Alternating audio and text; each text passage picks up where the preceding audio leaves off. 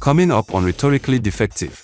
Lyndon Johnson is actually recorded. He recorded all of his phone conversations saying that he fucking hates this nigger, but he's going to hand him all the niggers in the country for at least 100 years. Like, that's why the right is so fucking retarded, because like they could very easily shift the discussion from white supremacy to essentially a form of supremacy pushed by white socialists. Who is the large nose?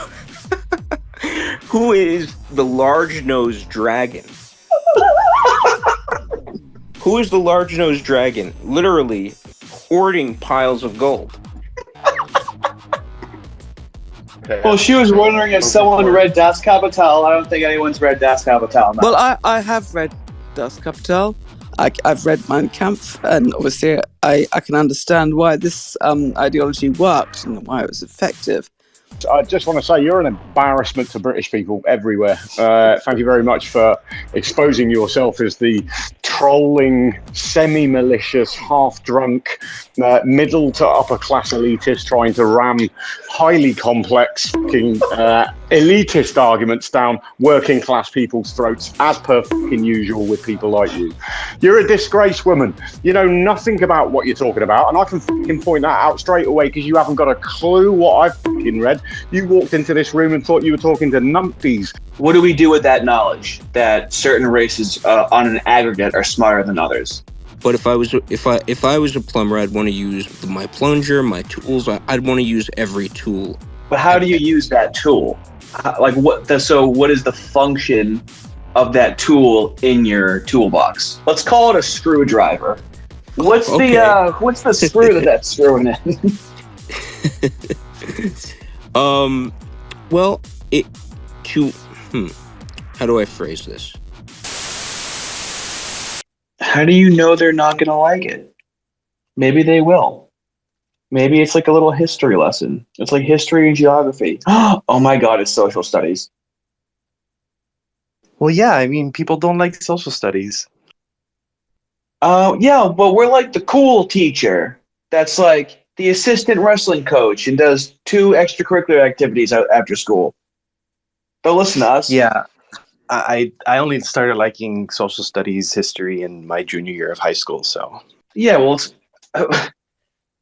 I just think it clears up a lot of stuff.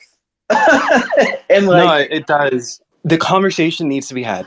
But it's not even like, it's a conversation you can have like at different times, and it can still be navigated in different directions. It's a long history. Yeah, but that's something I noticed. I focused most of my history on like antiquity times.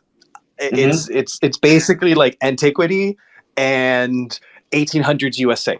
I skip everything in between. I know nothing of like European history. I don't know jack shit about like the kings and queens and all that stuff. I know about Rome.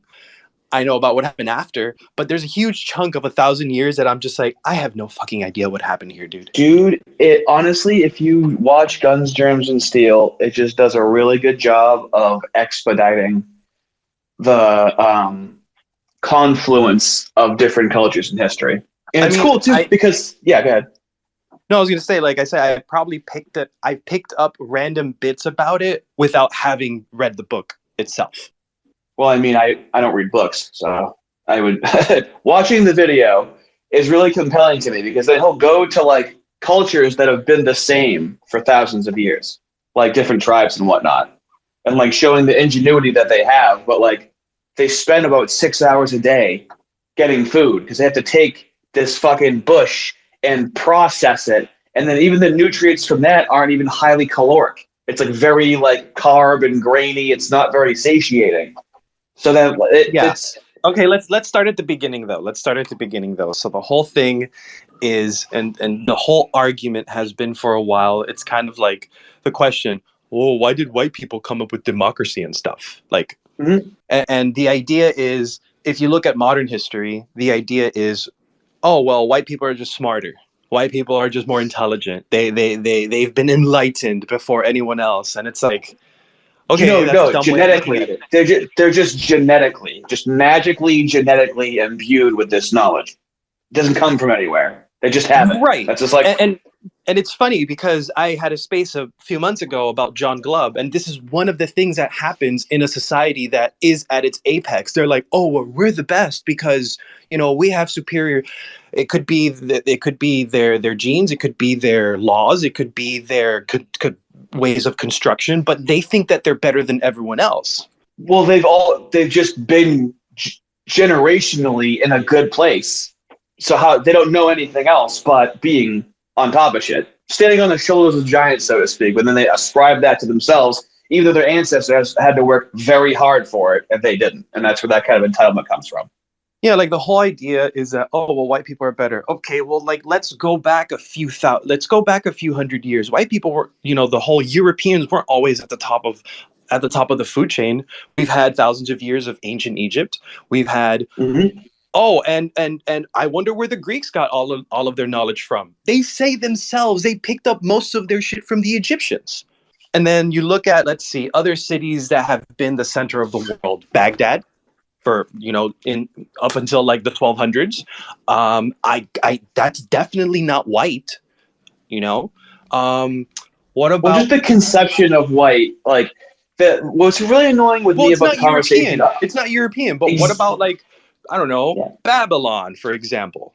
When did shit get all racist? What happened? Well, this is a conversation happened yesterday, and then I was kind of like continuing the conversation with him about like just conceptions about race and white people being smarter and whatnot, but then also like how much climate and geography affects people. So like, even just this is when I first started to realize this. I would go to music festivals. I went to Oklahoma, and for 4 days, I had to nap every day at 2 p.m. I was like, wow, this fucking heat is taking it out of me. Mm-hmm. Then I started to realize, like, wow, consistent heat on the brain has a negative cognitive function of that. And then I started to think about, wow, white people in the North seem to be smarter than white people in the South. We call them dumb rednecks. Also, if you look around the world, around the equator, there's a lot of turmoil there. You can literally see that, like, the closer countries are to the equator and the more heat that they're exposed to, the more turmoil and not as cognitive functioning is going on there. So there is a correlation in the aggregate of darker skin with a lower IQ, for example, if people are from hotter climates. However, skin color is just an adaptive trait. That doesn't mean if you're born a darker skin color, it's not a one-to-one that you're going to be dumb. But in the aggregate, in those cultural areas, that's why it's difficult for them to. This is one aspect. That's why it's difficult for them to have what other countries have, because of their specifically the geography and climate is just not discussed enough when it comes to why these places it's difficult for them to rebuild or to advance like other countries do. I mean, look, if you take the basic out of Africa theory and realize that the beginnings of humanity started in Asia Minor. And then, people still if humans were nomads and then progressively started settling as they, traveled away from Africa into Europe and Asia, that means that while some people were settling and creating civilizations or the beginnings of civilizations in Asia Minor, people were still being nomadic across Siberia, across North America, all the way to South America. Mm-hmm. And then you realize, wait a second, if you compare Asia Minor to South America, Asia Minor had a 12,000 year head start. That's insane. Right. So it's like when Europeans came over, this is always a wonder to my students. The Europeans came over and then the students are like, but why didn't the natives have swords? Why didn't the natives have horses? Why didn't the natives have these things? Right. It's like, it wasn't there available to them. They didn't have access to it because they weren't far enough in their technology tree. Mm-hmm. Civilization. Didn't Europeans transfer domesticated animals to the United States? Because I know that animals in Africa are not easy to domesticate like animals that they had in other parts of the country. Well, cows, sheep and pigs. why you see the beginnings in Asia Minor, because they had cows, pigs, and sheep right freaking there. Right. It's like playing a video game and it's your spawn. There's certain spawns that are way easier than fucking other spawns. As if Europeans were born in Africa, they'd fucking look like Europeans and have all of the same history if they were just born in a different part of the world. That's the frustrating part of that. Right. They got a good spawn, and they have to at least acknowledge that. And they can't say, well, if Africans were born in Europe, they wouldn't be able to do it. That doesn't make any sense, because then they'd be Europeans. They can't even imagine, if people in Africa were born in Europe, that they would have at least a similar inclination to do similar things that Europeans did, just based on what was available to them in the climate and geography. Yeah, go ahead, Sexist Binary. Yeah, so, I mean, I agree with a lot of what has been said. I think in particular, civilizations learning from one another and the willingness or not to accept learning from different peoples, which I think actually historically has been religiously and ethnically bound in terms of who are we prepared to learn from. But I just query really in terms of the fruitfulness of the conversation, because I think so much of it leans into sort of colonial sort of theory and sort of resentment, and this sort of one-upmanship that can sort of exist. And yeah, I mean, I do get it, but in terms of sort of comparing and contrasting and whatever, I think it can fall into a sort of a, like, looking for excuses or looking for a tally, whereas why, it's like, why? Well, so there's a lot of very ignorant misconceptions of like the concepts of race and what race means to people and whatnot, and the color of our skin gets weaponized a lot. And so I think and this seems to like put people in different camps of thinking that white people are this way and this is white history, when it's just that's very reductionist way to look at it. And so I feel like in order to really advance internationally, we need to be able to just talk about kind of how history happened a little more, and how different migrations happen, and how how the climate and geography sets up your culture more than we give it credit for, I would say. So, well, the beginnings, the beginnings at least. So I don't like. So I'm Native American and Hispanic. This sort of thing cuts against me personally, but I think it's important to understand. Like, for example, the white people. Oh well, we are the founders of democracy. Well, actually, it was the Greeks who discovered democracy, and then that knowledge, the Arabs took care of that knowledge for like 1,000 years. So they probably had some aspect of democracy infused in their culture and governance, and maybe a lot of it was lost to history. We can't translate it or whatever. But then that knowledge gets bounced back and forth during Hellenism across India, across Asia, across all of Asia, eventually back to Europe. And it's like, oh, well, we rediscovered things of our ancestors. And it's like, not exactly. Like, the fact is, the only reason this knowledge exists for you Europeans is because it was preserved by another culture, a culture that does not look like you at all. And the fact is, most people don't understand their history. They're standing on the shoulders of giants, and they need to understand that the superiority is not from within, it's the environment.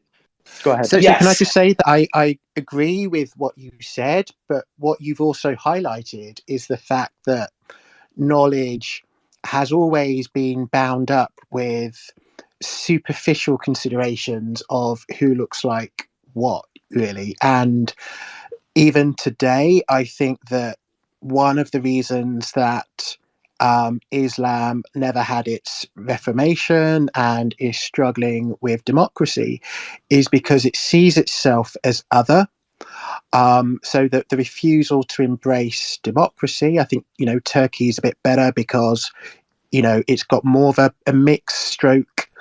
I believe they have a secular government as well, even though Islam is majority. Yeah, I mean, or more secular in terms of the Muslim world.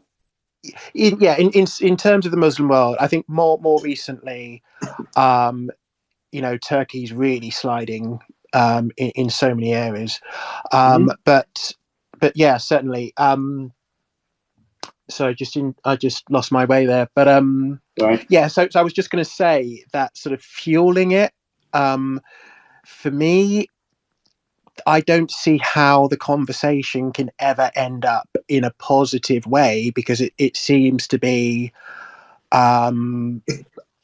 It turns into like a game, and I'm better than you sort of thing. Well, we should be able to discuss these things without it turning into a game. And my concern is that without having a way of discussing these things, people just get pushed into extreme camps, so to speak. Well, let me give you rhetoric.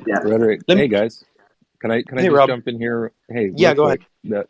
So part of the problem, rhetoric, is that I don't think you're appreciating bad framing. I don't like attentionally manipulative framing, and that is, like I've said that to you multiple times, but it is a very important point. Like, it is possible to create a completely negative outcome, necessarily no win, no upshot argument, and then if you don't recognize that, then you're just feeding into it. Right. It is possible to construct an argument in such a way that there is no benefit to engaging in it. Like, I think it's worth accepting that as a premise, that like a bad faith argument itself has a power, it has a weight to it. And so that's why it's important to reframe it to something that is actually generative, if possible. Otherwise you're trapped. I don't understand the point that you keep trying to make when you say that. I'm listening to you. I'm hearing the words that you're saying. And I know that people do make bad faith arguments and that they're not open to other ways of thinking. But I don't understand what you mean by trapped. In terms of like... It's a bait and trap. It's usually called a bait and trap argument. It's actually a rhetorical feature. I mean, you can create an argument. If I ask you, for example, when did you start? Give me an example. Yeah. When did you stop beating your wife? Okay. I have concluded something. Yeah. Before beginning the discussion, and I framed it in such a way that there's really no way out of this without being ridiculous. Right. So it's like, if the more attention that you'd give to that argument, it's silly, right? I know, but I don't want everyone to think that I beat my wife. So I would. So that's the trap part. So the bait, but I'm just not going to not say anything and let someone tell everyone that I'm beating my wife and not respond. First, let's understand the concept, though, right? Okay. That it is bait. When did you stop beating your wife is bait. And then there's this issue about what are you going to do with bait, and is the appropriate thing to do with bait to gobble it up and like really engage with the person. But just like first, like really, let's get clear on that, like what a baited argument looks like. These are baited arguments. There's a conclusion that is already set. There's an outcome the outcome is already in mind when the argument begins.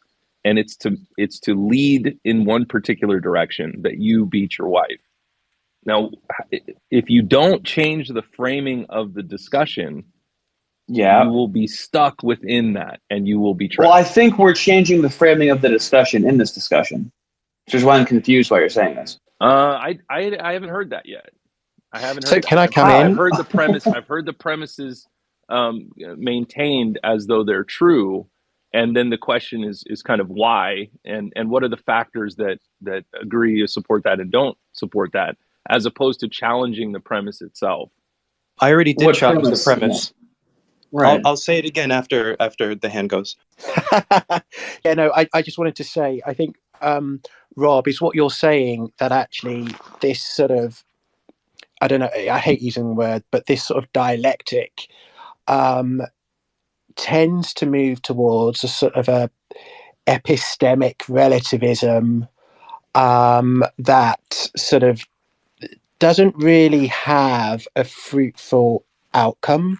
You know, all you end up is in a division or divisiveness from having this conversation. So it's better to reframe the conversation, basically. 100%. And it's not that it tends to; it's designed to. I feel like we're having a meta conversation about a conversation right now instead of actually having the conversation. That's exactly the point, right? Because that's what you're doing. Yeah, that happened. That started with you. No, yeah, and it should. Okay. What I'm suggesting to you, rhetorical, is that you should do that. If you're not aware of the kind of meta conversation, and you only operate within a conversation, you are a puppet on the end of someone else's string. I'm just talking to Blight about history and how it happened and a lot of parts of history that we don't talk about. You're talking about it with people that aren't in the room, and it's confusing me. Because I already reframed the argument. The argument that white people are superior, you're looking at it a very zoomed in part of history. Like what is it that we want to discuss? That white people, Europeans, have dominated the world forever? That's obviously not freaking true. The center of the world has gone from group to group to group to group. And the problem is the white supremacists only look at the last 100 years and go, white people are superior. Well, simple. Just zoom out and you already reframe the question. That's it. But also, I like to make the point that, like, you know, if they were born in a different part of the world through I mean, I've already made these points. So I don't know. I don't see how, like, I live in a city that could not be populated without air conditioning, basically. Right. So I guess what I would say, my critique would be, I don't really know what any of these terms mean. There's a presupposition that you know what all of these terms mean, like superior, dominant, white.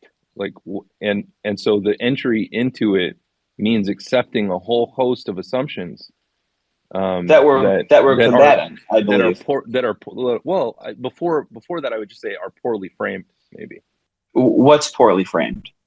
Well, what does it mean to be superior? What are we talking about? Culturally dominant, colonial, imperialism. Power projection. In the context, in the context of the conversation. Well, yeah, I mean, in the context of the conversation, that would be a context clue of what superior would mean when we're talking about global domination, colonization, and perspectives of being superior ancestrally, so to speak.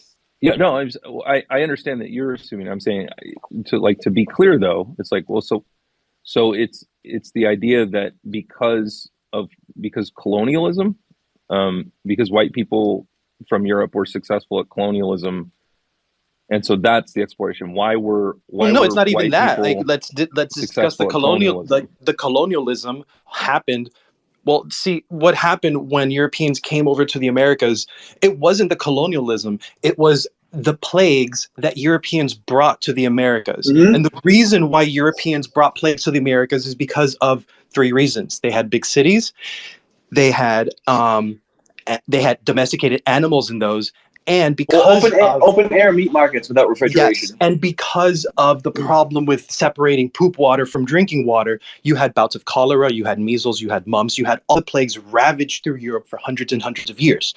You did not have that in North America because you did not have horses. Well, you didn't have pigs, you didn't have sheep, you didn't have those domesticated animals in North America and South America. All you had was the llama. This is why in South America they had bigger cities than in North America. Also, when the Europeans came and gave the plagues to the natives had no way to stop it. But if the natives did have their own plague, colonialism would have not been possible because the Europeans would have taken their plague back to Europe. 90% of them would have been gone. And then you go from 90 million to 9 million. But because of the starting zone because North America did not have access to The it. spawn point. Yep. Probably, and you want to go back, we can name the reason. 12,000 years ago, there's probably an impact in North America that, I don't know, destroyed a lot of creatures like the mammoths. And this is and this has nothing to do with the superiority of a group of people. This only has to deal with the chance, the starting zone, the probability of chances of meeting. Like, all of this happened by chance, not because Spaniards were smarter than natives. Okay, so the word superior is now being used in a different way, and that's what I wanted to avoid, because again, I think there's here's what I suspect. Okay, here's why I'm challenging the framing. I think that word superior it's again used in like white supremacist or whatever kind of circles. They're trying to lead to the conclusion, which they're actually just starting with the conclusion in mind, that white people are superior. And what I'm saying is it's not clearly defined. And so what is meant by that? Success in colonialism, intelligence, like fucking God-given prowess? Like what is actually power projection? That's what it is. If I can beat you in war, I am, quote, superior than you, and I can project more power than you. Me have gun, you have club. Okay, so and the reason why me have gun and you have club is because I had a 10,000 year head start because of the spawn zone. So the what's being solved for is why were the Europeans successful at winning victories against others throughout the world? That's really the question? They got a good spawn on the map. No, but is that what's being solved for? Like, why did the Europeans win in battles across the world against other people? If the same people in Europe were born in South America or in Africa, I don't think any of it would have happened. I think it could only happen because of where they were born, the land, and the resources that they were born into, that they did not have to work for, that were already there. And so, but are you agreeing that that's the pursuit of the topic? So again, because what I'm trying to do is reframe it to something that isn't dialectic and closed and just a circle. Talking about what I think is plainly, objectively true about certain parts of history that are not discussed enough when it comes to ancestry and, the narrative of colonialism. Or I'm really trying to get outside of the American bubble and make it more of a world international conversation, because I feel like we're stuck in an American bubble and we don't know fuck all about any other countries now, let alone how we came to actually be as a country. I think that you are still, you're jumping towards answering the question rather than focusing on what is the question initially. Okay. Does anybody want to just say give a question, or do you have a question? I keep feeling like you're again. So here's the question, rhetoric. And so part of it is, I think you have something that you're wanting to figure out, but I'm trying to engage with it in a question that I think I can join the pursuit, right? What I'm hearing is the question might be, and you tell me if this is correct or not, the question might be, why were the Europeans so successful at military victories and colonizing throughout the world? Cool. Is that the question? Or I can handle that. I don't have a question in my head. Okay. But to satisfy what you're saying, I can operate with that being the question. Is that a close approximation of what you're wanting to discuss, or is that far? It's close enough. That's on board. That's all. I can completely work with that. That's on board. Okay, good. Because I think that to me at least, because we're building off of observable facts, right? The Europeans did in fact succeed in their victories. They did colonize, and so we're starting like in a grounded way, and then we can get closer or further away from reality as to what contributed to that or not. Yeah, I at the very crux, I want to more so deconstruct this white nationalism and a lot of their rhetoric by talking about history pretty objectively. Right. So we could take that so we could formulate an answer to the question that is closer to reality, that would reveal that their answer to the question is actually further away and maybe nonsensical. I would agree with that. Yeah, that's what when you say that, that's what it feels like on the inside for me. Example: the Spaniards defeated the Aztecs. False. The Native Americans who allied with the Spaniards defeated the Aztecs. Well, so yeah, I mean, essentially, I feel like a lot of people just ignore white nationalists, and I just feel like it's just kind of catching on. Anyone else feel like white nationalism is catching on a little too much?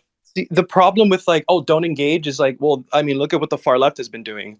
Have empathy for me, and we're like, oh, we're not going to engage, and like they're taking over everything now, and they're being psychotic. Yeah, exactly. So even if you're not going to engage, I just want people to be armed with something to at least think about. That's not just one of two narratives. I guess it's anti-dialectical, if that makes sense. Yeah, I'm not trying to play any dialectic at all whatsoever. Right, and I think the best way to do that is to reframe towards reality, right? Because that's what the dialectic does, is it lifts your feet off the ground and puts you into this abstract space where you're essentially trapped, where no matter what you say is feeding into the nonsense. So if we're to explore that question and answer that with reality, or as close as we can get to that, then that's a better answer, right? And so now you're not disengaging, you're saying none of this shit that you're talking about makes any sense. This is actually closer to the reality of what's happened. Well, no, the shit that they do say does make sense. That's my issue with it. They say things, it's similar to leftists, where they'll say something that sounds like it makes sense.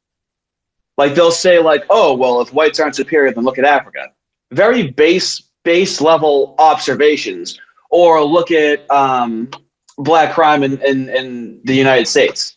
And it seems like people just will call them racist and walk away from the conversation. But a bunch of 16-year-old white kids surrounded by anti-white rhetoric will go like, hey, yeah, why is that? And no one seems to have like an answer. And what we're talking about right now is like middle school social studies, by the way. This is not advanced, the concept that we're talking about. Like, that's the thing. I want to answer. I'll get to Patriot in a second. I'm sorry. Patriot, go ahead. Hey guys, hey Blight. Attack is not the right word. I'm gonna come at you guys from the right. Awesome. Because I would not say I'm a white nationalist, but I would say I am in those circles. But I'm very awesome. I want to talk to people like you. I think that what we could do because I hop into spaces, and this is something that I have studied. Certain things like AI, I don't really know much about it, but stuff like this, history, and I believe that there definitely is. It's not everything, but I definitely think that there is a genetic component to race.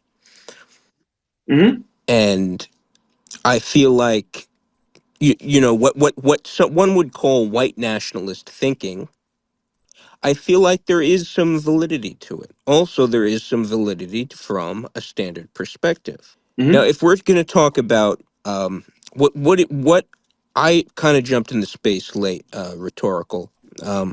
What historical event are we discussing? So I was just saying.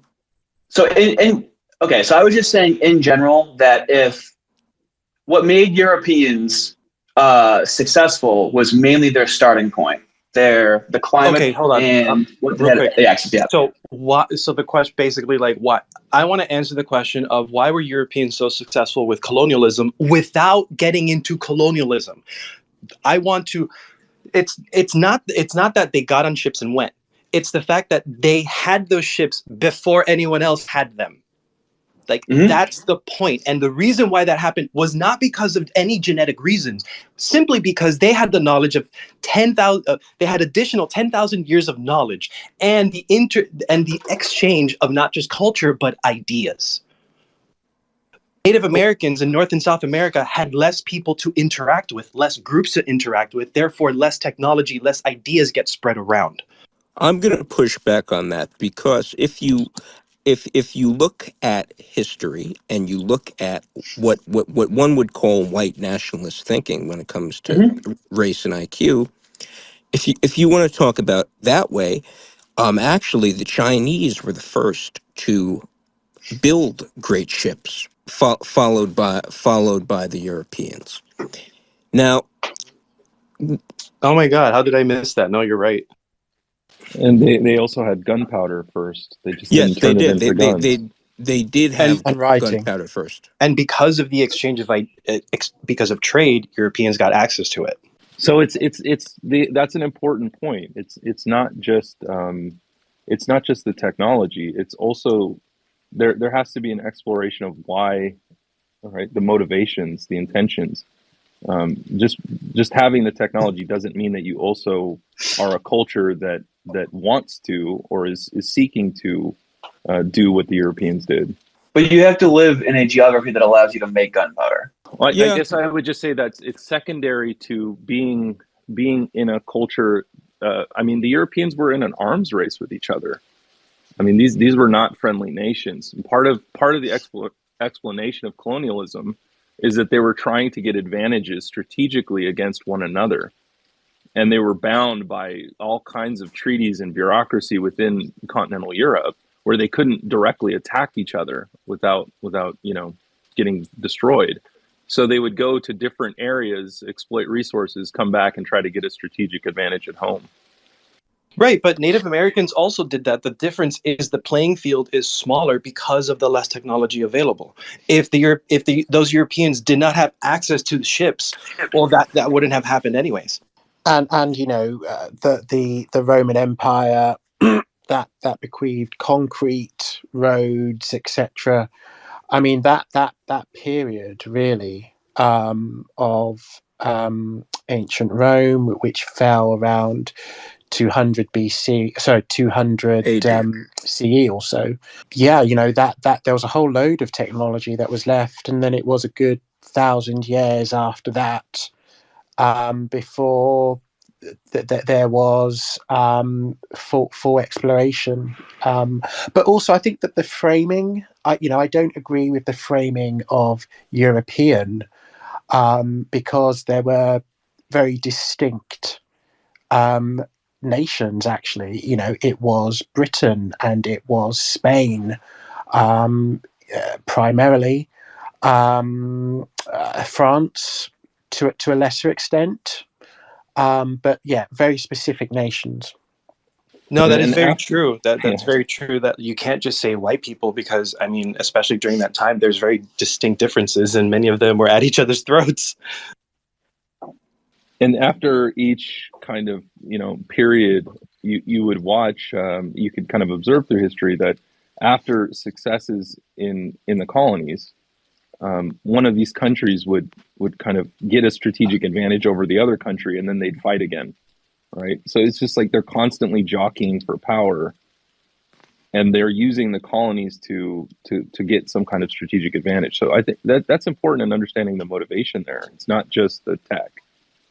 No, yeah, that's true. And like I've never had this conversation before, so this is really good that y'all bringing up things that haven't been. This is the whole point. This is Yeah, the the whole point is of to the have fucking this weird conversation. conversation.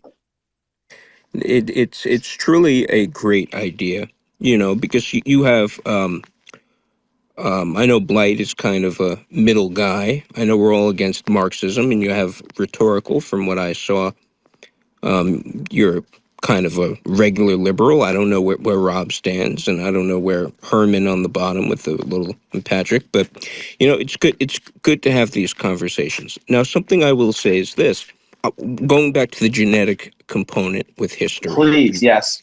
Yes. Because I love history. If you look at, because are any of you familiar with, the standard IQ distributions by race? Yes. The bell curve, other things, Charles Murray, a lot of those types of things. What I will say is this: you talk about ancient Chinese history, and some of that stuff is as far back as you could go, and then you look at someone like Marco Polo in I don't know, the year 1210, 1215 or something. No, that was the Magna Carta. Whenever it was, maybe I have the years wrong, but the point is that you had someone like Marco Polo going to China and just being amazed. And then a little bit after that, you had Charlemagne's Europe develop. and then after Charlemagne, not the podcast host, the real. Oh, I thought you were talking about Charlemagne the God, and I was like, damn, that guy's been around for a while. No, I'm No, talking I'm just about kidding.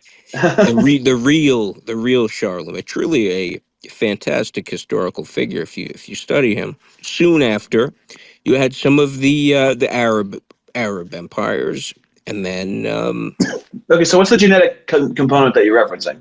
the genetic component that I'm referencing is if you follow the curve between kind of Asians to Africans, and as someone who's in those spaces, it's not about whites are superior. No, Mm-hmm. nobody believes that whites are a superior race. That is not really I'd say a fair framing of the situation. It's more of the fact that there are genetic differences in intelligence that kind of explains the world around us. Obviously, there's other factors, racism. So, okay, so, but why do you suppose the IQ distribution is like that? Why do you suppose that the IQ tends to go down kind of the darker the skin goes? No, that would not be accurate even by the IQ data. What do you mean? Dark skin is common throughout Southeast Asia, and Indians have a higher IQ Yeah, that than that that is correct. white people. It doesn't go from white to black. In fact, the Japanese and the Chinese, they're not white. It go. Why do I think that is? I assume a lot of it has to do with, kind of prehistoric evolutionary type things, stuff like resources around, the heat versus cold. Heat versus cold, I feel like, is a very underrated factor Yes. in terms of cognitive performance. That doesn't hold when you take it doesn't hold when you look at India. Well, there's a lot of India that is at like a Florida level of the equator. India is pretty big. But they are an anomaly in this narrative. So Why wouldn't you just look at the base? Like, so if we're really looking at genes and you want to explain, um, it's like there's two factors, like who gets killed and who's fucking and reproducing. You're looking at it's like sexual selection, so you're gonna have some cultural aspect, and you're also gonna look at who's getting killed. Oh, that's really important. Who dies and doesn't get to reproduce, and who reproduces a whole lot. And so there's going to be cultural factors in that, and there's going to be death, the death factor in that. That's evolution. So a warrior culture, if their most important characteristic is strength and all that stuff, project that over 100 years compared to a culture that focuses more on intellect or more on, whatever it may be, you're going to have different results. And that's not going to be because of skin color. That's going to be because of sexual selection. That's very important because, then it becomes really, really complicated. Patrick, you had your hand raised. You can go ahead. No, it's okay. Just keep talking. One leading theory for the Chinese, disproportionately high IQ among Chinese. I don't know how much stake I want to give in this, but it's at least logically consistent. Is that the Chinese for fucking like 5,000 years have had not exactly free market conditions, but something close to that, where each kind of rice paddy farmer, based on their own initiative and ingenuity, was kind of rewarded and more successful based on how effective they were in their agricultural pursuit, with very little limitation. So you could be a very successful kind of Chinese farmer and be incredibly wealthy and powerful. So that would steer sexual selection, that would steer kind of reproductive rights towards being very good at farming and very good at organizing your farm. When you have that, when you have conditions like that, you're going to get people who are better at organizing and better at kind of strategic thinking, be more successful in your society. That makes sense. That's logical. And over time, you have smarter and smarter people who are better at this reproducing, and the dummies don't reproduce as much. Real quick before Patriot goes, it could be that this genetic factor that we're talking about is just different cultures being able to feed their people better and have a richer environment for their youth, because we see that Diet's today. huge.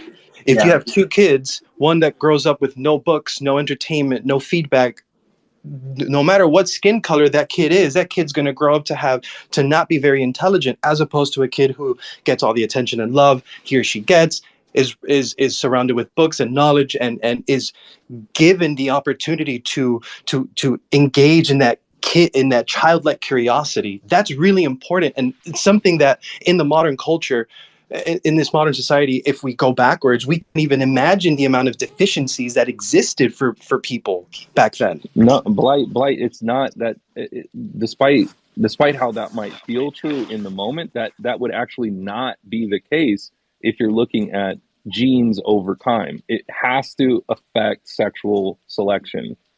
Even if you're dealing with total fucking retards who don't use their brain at all, you have to, if you're going to talk about genes and genetics, you have to link it to, therefore they were able to reproduce more effectively than the other retarded people that they were in the environment with. So it has to translate into sex or death at some point for it to be consistent.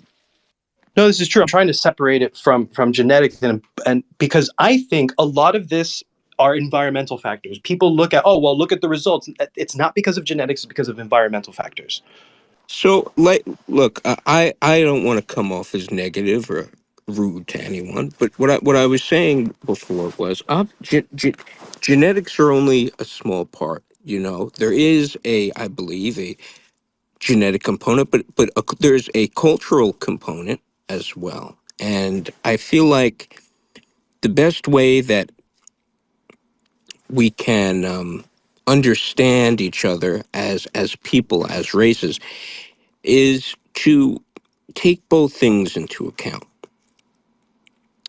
If you take both things into account, it really helps understand the world a lot better. You know, one of my favorite sayings is there's nothing hateful about science if it's true and it's good research. And that's kind of how I base my worldview on myself.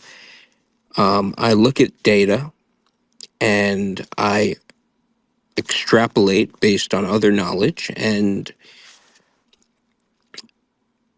that's kind of how I view the world. And I feel like if people took both of these things into account, the more analytical, genetic type way versus, the on what people would say, is a white nationalist type of view, versus the liberal view, which is pure environment. Well, so then the next question typically is, what is the function of, what do we do with that knowledge that certain races on an aggregate are smarter than others?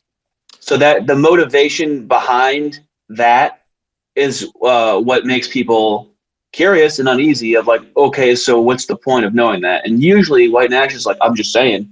And it's like, okay, well, what are you saying? Like, what is the point of dividing IQ by race? What's the function of it? Well, the function of it, rhetorical, is it rhetorically or rhetorical? Yeah, you call it rhetorical. Okay, cool.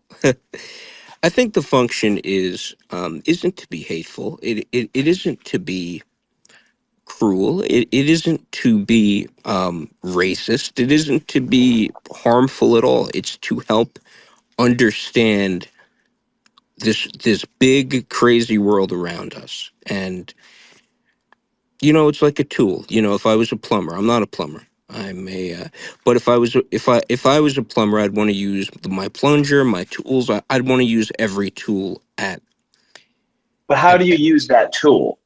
Like so what is the function of that tool in your toolbox? Let's call it a screwdriver. Okay. What's the screw that's screwing in? um. Well, it to how do I phrase this? So repeat that again, so I could kind of wrap my Yeah. head. So let's there's Why do we care if differences there's in group differences in IQ when individual differences are greater what's the than? no, not what do we care? What's the function of that? How do we use that? How do we apply that knowledge? So like why not separate it by Okay. eye color? Why separate it by race and skin color? Like what do we gain from that? What's the utility of it? How do we apply All that right. to the world? Well. First off, I am about to answer your question. Eye color really Yeah. has nothing to do with anything. Okay. There's really no studies on because if we can understand why certain groups overachieve, Hmm. I believe that people could observe the reality around them, and it's not always a nice reality. It's not always a Well, yeah, but I could make these observations without putting a number on a very large aggregate of people. I could do that without okay. having like an aggregate IQ number. The thing is that we have a lot of racial strife. I'm going to finish my thought, and then Patrick, go ahead. No, not a problem. Uh, yeah, we have a lot of racial strife in this country, between whites, but mostly between whites and blacks. Yeah, I'm just here on the sideline watching this mostly. Yeah, we have a lot of racial strife in this country, mostly between, I'd say, whites and blacks. I Obviously, I would say I've definitely noticed that the most. I think everyone here can agree on that. yeah, and a lot of what things here on the right and people on the left, a lot of the talking points these days are, reparations is a talking point. Um, Hmm. DEI is a talking point. And my worldview on that is, is it are the factors of I'm going to say I'm going to talk because there's a lot of data about all different races, but I'm going to focus right now my point on whites and blacks. If there is I'm trying to say this as delicate as I can. Appreciate Well, it. no, don't be dull. Just get it out, dude. This is already taking a long time. You're in a safe Yes. space. Just say it. Happy, Yeah, it's happy, fine. happy, We can handle happy it. Black, Yeah. happy Black History Speak Month, your everybody. truth, Happy dude. Black History Month. Yeah. Fuck you. If there are differences that are there that are present, Uh-huh. then that is not the burden of someone else. Okay.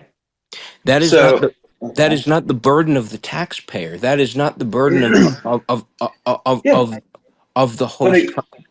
right, but again, I can come to the same exact conclusion without needing to put a number on an aggregate of people. When you say, what do you mean by number of? IQ. So I mean, when you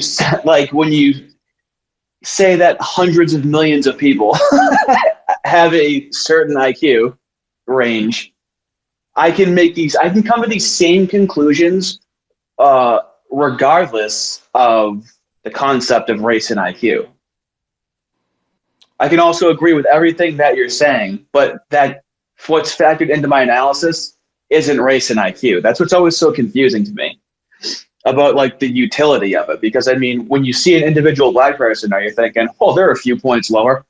Like, I don't understand. No, I think that's people's Yeah. criticism about it. Frederick, I'd say let me offer this. I'm not saying that you're advancing this patriot, but I think what it seems like is that there's a certain amount of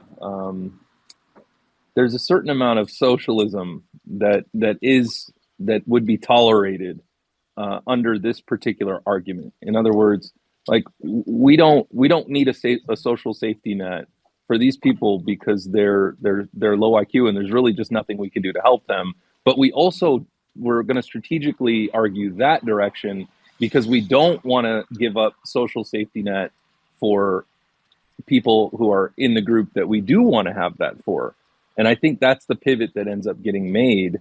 It's like, first we're not against all government handouts. We're just saying the government handouts that go to these people are not really going to be very effective.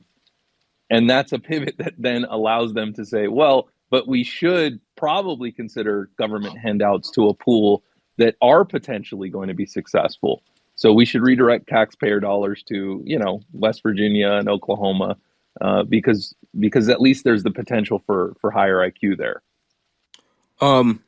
Rob, the first part of what you said, I agree with. The second part is, I'm sure people do feel that way, but I don't feel that way. For me personally, as someone who is in the media business, and I don't know if you guys know of my show, but if you don't, check it out. Little booster right there. Nice. No, yeah, I believe that I'm not talking about like welfare. I'm not talking about, blacks shouldn't have welfare because they're stupid. That's not the argument that I'm making. To be fair, Patriot, that was one of the premises that you laid down, right? That you did suggest. You were talking about remediating. You were talking about whether anything can be done about it or whose burden it is. And to me, that's pretty clearly suggesting, right, programs. That's like socially what burdens should society have to address this. Oh no, that's actually okay. Go ahead. Yeah, sorry, Rob. I didn't mean to interrupt you there. That's not what I was referring to at all. What I was referring to is that you have DEI people saying that there is not enough. Okay, there are not enough minorities in this position. Let's get rid of meritocracy to put minorities in this position, right? Right. That's what I was referring to. But they're doing that under the standpoint epistemology that they're oppressed and not that they're a lower IQ. Or if they are, they're not a lower IQ. They're not. They literally say everything except for that the government. it's almost like an inversion. They're not doing it it's being done for a different purpose with a similar outcome, I would say. What I'm saying is, why lower standards to get a certain number, that when a certain number, no matter what you do, obviously there are intelligent, there are not, obviously there are intelligent black people, there are intelligent people of every single race under the sun. But what I'm saying is, because of these averages that I'm citing, yeah, why destroy meritocracy? And well, we can still have meritocracy, but that's yeah. But the problem is, especially with the left, is that if you have go ahead. The problem with the left is if you have pure meritocracy and they don't see enough of a certain minority, they will lower standards, and then all of your institutions, whether it be medical, whether it be flying your fucking airplanes. Yes, exactly, airplanes. Yeah, I mean, well, again, I think everybody is agreeing with you right now that we don't agree with that. No, that's not what I'm saying. What I'm saying is, because of the law of averages with IQ, there may not be enough. I hate to say it, there may not be enough. I'm trying to say this nicely. Don't be nice. Just say it direct, dude. It's okay. It's really okay. All right. There's not enough smart black people to fill the positions they're trying to fill there. Yeah, the supply of black people needed to reach parity in a profession might exceed the demand. Something like that. Yeah, but this already exists with in different industries have different Or the demand demographics when left to outstrips supply. organically play out. Yeah, so I mean, it's very inorganic when we get rid of meritocracy, but it seemed like in the late 90s, early 2000s, we just let people go in whatever industries they wanted to go to, and we were doing pretty fine. Yeah, I know. I wasn't shocked when I saw a black doctor. It's not like I wouldn't go to a black doctor. He's a fucking doctor. Nowadays, 100%. I'm skeptical because I don't know if he's there on his merit. I want to take this in a weird direction after Patrick. Awesome. Well, yeah, I just wanted to push back on the whole genetic component because, like, if you look at, like, I basically blame everything on communists, right? So, like, if you look at, like, before communists took over ownership, essentially, of large portions of the black community was doing pretty good. The fatherlessness rates were really low. They were doing pretty good in school. They had, like, decent communities. And then once the socialist policies took over after what I think it was Kennedy was killed. Lyndon Johnson's Great Society. Specifically targeting that community. Specifically targeting black people. Correct. Lyndon Johnson took over and started instituting, essentially was like the precursor to DEI policies. That's when the black community in a lot of different areas was destroyed. Did much worse. Yeah, much worse. That's the funny thing is that, like, that's why the right is so fucking retarded, because, like, they could very easily shift the discussion from white supremacy to essentially a form of supremacy pushed by white socialists, because that's really what it was. And, like, there's literally literature discussing about how they're going to use the black community as a site of, like, revolutionary contestation and shit. So, like, they talked about this forever, specifically destroying the black community to put them in a state of perpetual sorrow and misery in a lot of different areas, in order to use them to basically be like, see, we need more socialist policies because look at how bad this one portion of this one community is doing. And now you're seeing those same policies pushed all over the country, and you're seeing literary rates dropping across all demographics. Because those same policies are essentially everyone's becoming Democrat. Everyone's becoming retarded. I'm so glad I let Patrick go first, because that dovetails into exactly what I was going to say. And this guy, I want to start off with a weird question. Who's the best politician in the Americas? In the Americas? Millet. Yeah, it's between Bukele and Millet. But what's interesting is those are countries in Central and South America. Hispanics have been plagued with socialism since their independence movements. That's what they've been fighting for over 100 years. And love that. Thank you, Patrick. Communism and socialism makes people retarded, and we can see this today. And the reason I brought up Bukele and Millet is because you're seeing a shift. You know, sticking with this whole racial nonsense, what I see like white people in the United States sort of just like doing nothing. Hispanics in Central and South America are like, we are freaking tired of this stupid ass system that has screwed over my grandparents, my parents, me. It's going to affect my kids and my grandkids. F this. So what they did was, and Bukele has said this, he's been like, these Americans have good ideas. Why don't we continue this? Why don't we take their ideas and just go with it forward? Why don't we do those innovations that everyone else is too scared of doing? And what you're seeing, if this continues, and I hope to God this sort of thing continues, you will be seeing this great awakening that's happened repeatedly in the United States happen outside of the United States. Actually, yeah, didn't capitalism in South Korea really completely when we say dig people out of poverty, like there's a certain amount of like intelligence that emerges in that area as well. Of course, the intelligence and opportunity to rise. And I just wanted to thank Patrick because I completely agree. I think that there's such common cause, and it is like the identitarian right, I think, that are really too slow to join this kind of common sense position, and it is a distraction. Oh, it's what I want to talk against. Yes. One further point about how sinister the Democrats were and how intentional this was. Lyndon Johnson is actually recorded. He recorded all of his phone conversations. He actually is recorded after meeting with MLK, saying that he fucking hates this nigger, but he's going to hand him all the niggers in the country for at least 100 years. Well, unfortunately, that It was 200 years. that recording, it doesn't exist. It was widely reported that he said it, but there's no actual, like, I guarantee he said it. No, I've heard it's it. on record. You heard it? Yeah. Can you share it? Can you share it? Because this to is my what's knowledge, so it doesn't fucking weird, exist. dude. So this is what's so weird. I think it's been memory hold. I had a political science professor in college play the tape. He had all the tapes from from LBJ. He had us all listen to him. He played the tapes. I heard the tapes. I heard him have the conversations with MLK. I heard him say those comments and say those comments after. 10, 15 years later or so, I went to look it up on the internet. Couldn't find anything. That's frustrating. wild.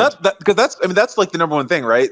What's frustrating in America is you can't even call it communism or Marxism. Like if you watch Fox News, all they'd say is wokeness. If I've talked to like just average people, like normies in the streets, and when I say, "Hey, can you define wokeness?" they literally can't. Like they don't even know what it is because it's. I know, but they can't say communism because then they're just going to default to McCarthyism and nothing is real communism. So they kind of have to call it something different. You guys over there have no idea what real communism is, though. Until you can label it for what it is, you're not going to be able to. Like basically, you just need to like let enough. Like, that's what's funny is that, like. Right, everyone always bashes critical consciousness, and for good reason, because like communists use like a false inversion of critical consciousness, right?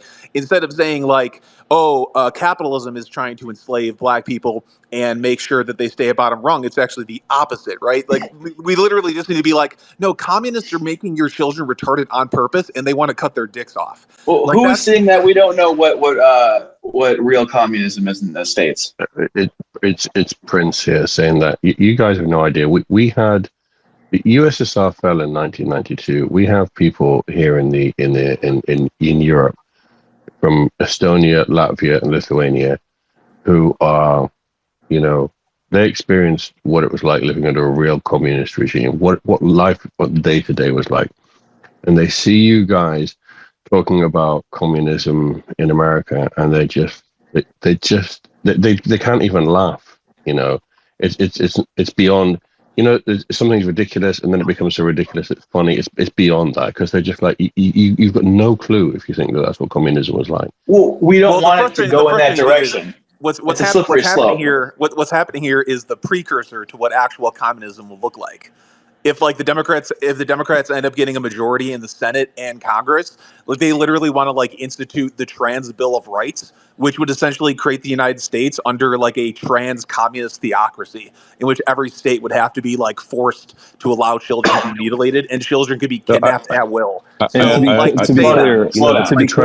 agree with you that the trans movement is ridiculous, and there probably is a lot of that coming your guys' way. I mean, just look at what's happened in Canada.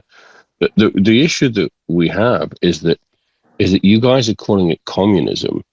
That isn't communism. This is a different brand of leftism. It is definitely not communist in nature. It's definitely communist in nature. Okay, hold on. It's absolutely communist in nature. 100%. Hold on. So, would you agree it's anti-capitalist? If you wouldn't call it communist, would you call it anti-capitalist movement from the leftists? I would say that it's anti-establishment rather than anti-capitalist. It's actually pro-establishment. Hold on, let them talk. Because what they're trying to do, these people, these extreme leftists that you guys have, that the trans rights people, the BLM guys, they're trying to this whole thing with the sort of destruction of the nuclear family and sort of the complete twisting of reality for them to fulfill their wish fulfillment dreams of being a woman or whatever. That is against what most people around the world think is sort of the natural order and the way that things should run, and that's why I say it's anti-establishment. But if you why is that your perception of what it is in the United States? Because if you look at the communist countries, you can look at China if you want to. Is it a communist country? It's a communist dictatorship, right? But if you look at like what happened in the communist countries that were taken over by the USSR, up until the 90s, if you look at the way things ran there, it's not going to look anything like the new America under what you guys are talking about, which is why people over here think, how are you calling this communism? Because instead of reallocating funds based on class, they're just going to reallocate funds based on race and gender. It's the same fucking thing with just two different words put in, dude. Same thing. Well, I would take a slightly different tack here. It's because it's not going to be distributed by race and gender. It's going to be distributed by ideological conformity, which is what keeps Yeah, it that's along true. communist lines. And Prince, I think you're. I agree with that. I agree with the hold on, statement you just let me made. finish the point, Prince, because part of this is there are different phases to this. I don't think anybody here is saying that right now what we're seeing is the most communist communism that's ever communist. I think what people are saying is that we're in a destabilization phase, which is always the precursor to authoritarian communist takeover. That it's following the exact pattern that leads to communism. I don't think anybody's saying that we are currently a communist nation. We're saying that there's a intentional destruction of the pillars of society that hold up free markets, individual rights, that leads to communist dictatorship. It's very much in line with what Yuri Bezmenov explains in very direct steps. It's very much in line with the speech that he gave. So the difficulty we have here is that I agree with you that these people are trying to do this, that they're trying to, and that's why I say it's anti-establishment, because it's, you're saying the pillars of society. I mean, the pillars of society are all the establishments that we have, right? So I agree with you. No, they're not just the establishment. It's going to be something rights. New. Yeah, that too. It's not just the establishment, which might lead people to think a group of people somewhere that hold power. It's also the structures, the process, the culture of protecting and upholding individual rights, and kind of building structures around that ideology. That is also under attack. And you'll be right once it is communism, and then it's too late. I just think that I think the end result is some different sort of weird libertarian, order. But I don't think we'll be able to call it communism, because I still think it'll run. The background to it will still be a capitalist society. I'm libertarian, and I would be thrilled if that was true. There is no whiff. There are no whiffs of fucking libertarian emerging here. Like the opposite, 100%. Interesting interpretation of what's going on in the country. I think one of the things is our use of the word libertarian and yours is slightly different. I think. Okay. I think I think you might call them liberals instead. Left-wing liberals, like who think that that a man can be a woman. That's a leftist. That's a leftist thought. No, that's a leftist. Yeah, I'm not an anti-capitalist leftist. It's still but it's still liberal rather than a more conservative thought, isn't it?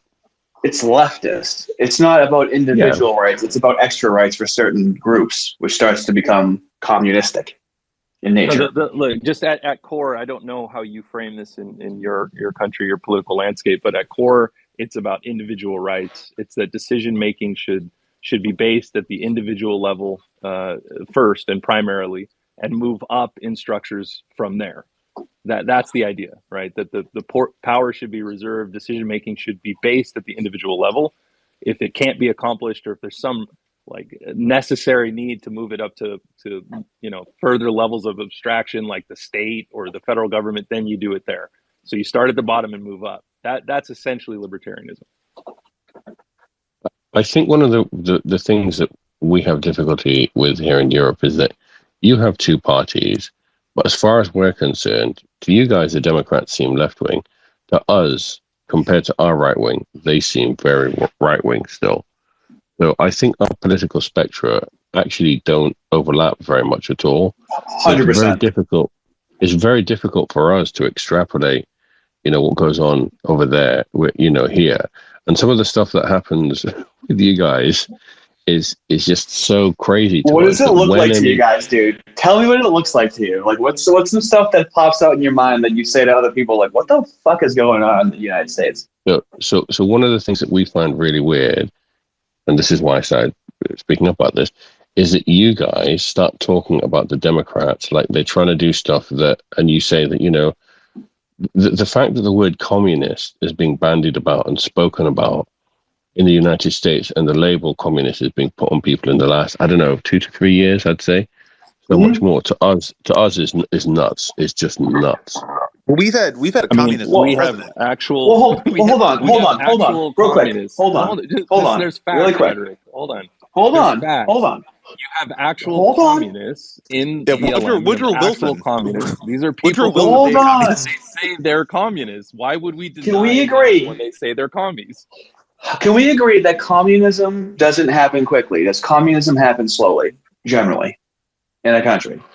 I mean, Yeah, they basically it could do, but it could happen quickly. You know, it could. Right. We're talking about something that happens slowly in society.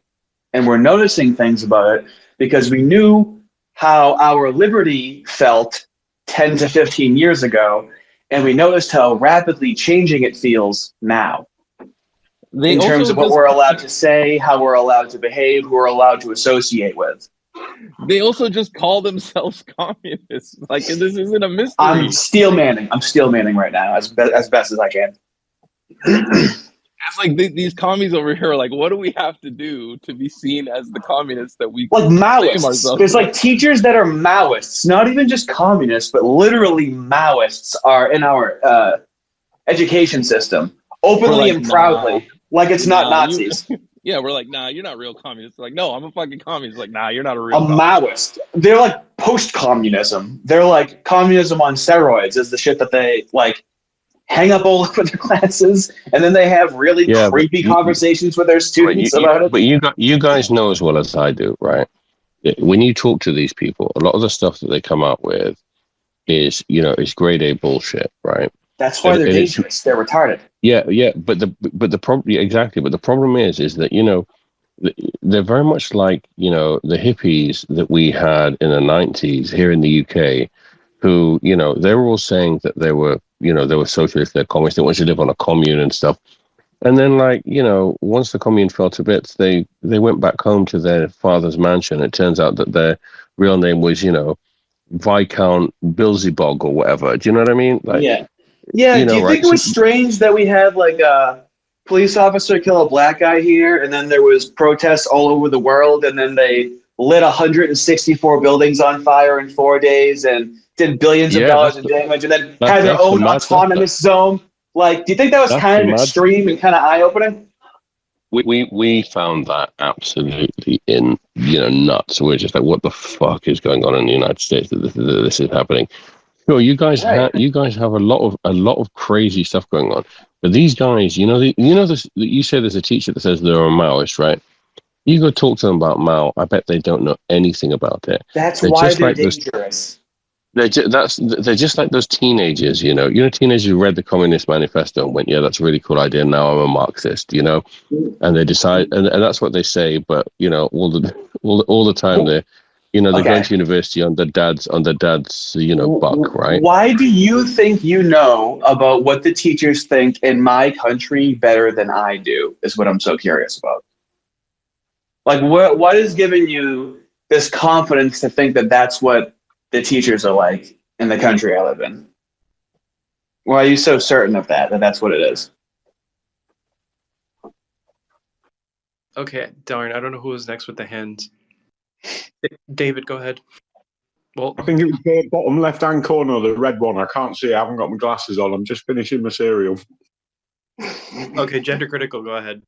Yeah, I don't know if it was PVG first, but yeah, no, that was a really interesting dialogue. I mean, I do think that there are real differences, and it's a bit of a boring conversation. I think differences between Britain and the US, but I think that one of the key differences I can tell is that we're generally in Britain more sort of material and more gradualist generally, in like the Fabian society. The left never really was sort of magical in the way that I think in the US is more sort of idealist and sort of continuity spiritualism that comes from originally Christianity, etc., etc. But Yeah, I mean that would be my observation, especially interacting with certain leftists in America and the things that they come out with, and completely non-fact based, just nonsense. Patriot, go ahead. Yeah, I mean, this is I just want to thank everyone here. This is a absolutely fantastic space. This is probably the best space I've ever been on. So Rob and Patrick and David and Rhetorical and Blight, Capital, Sergio, Mindy on the bottom there. This is a fantastic space. So I have a lot to say, actually. I hope you guys are cool with that. Hey, yeah, I'll hop in periodically just to not even stop you, but just kind of with some questions here and there. It's how I listen.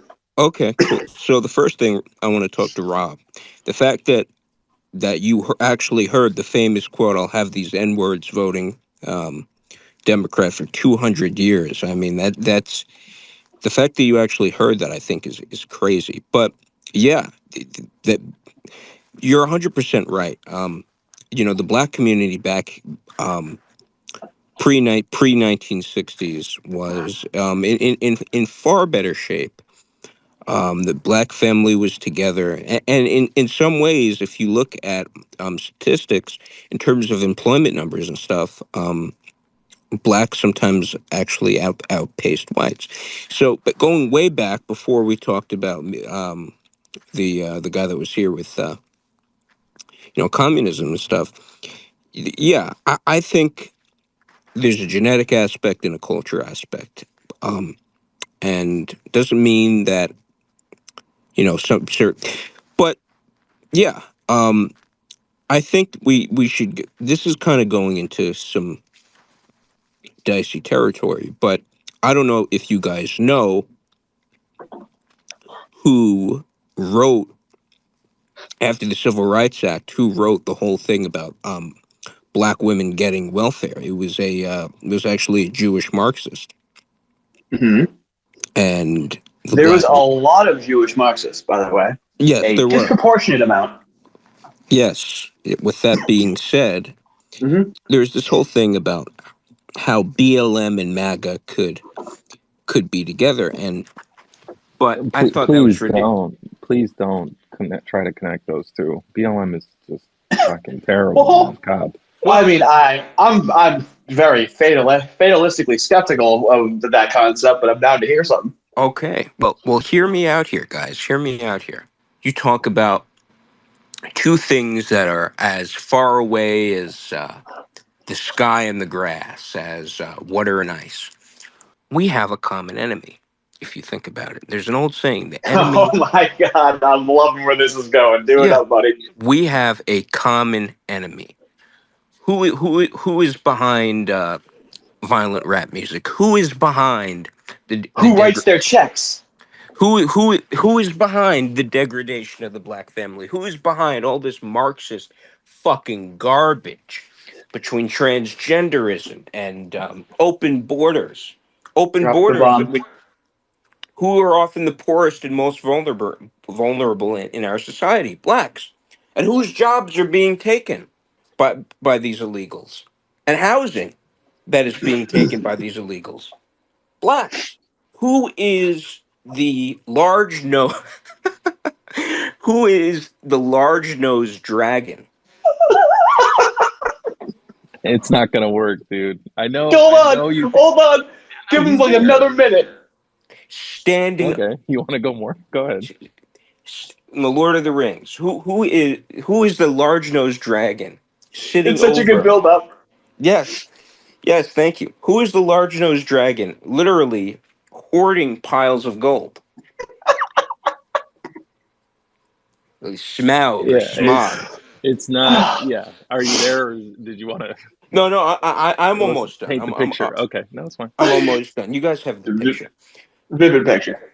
Yes, it's quite a funny picture. It's a vivid picture. The point I'm saying is that you could have said shekels instead of gold, but yeah, go ahead. Yeah, well, that's beating you over the head with it. Okay. Large nosed dragon was mwah. That's the whole thing. They are behind almost every single social and societal problem that we have in this country. Now, my only issue My only issue with that, in a way, it's true. My only issue is that there is not one entity. It's not like all of them are the same. There's No, secular ones, there's Hasidic ones, there's Ashkenazi ones.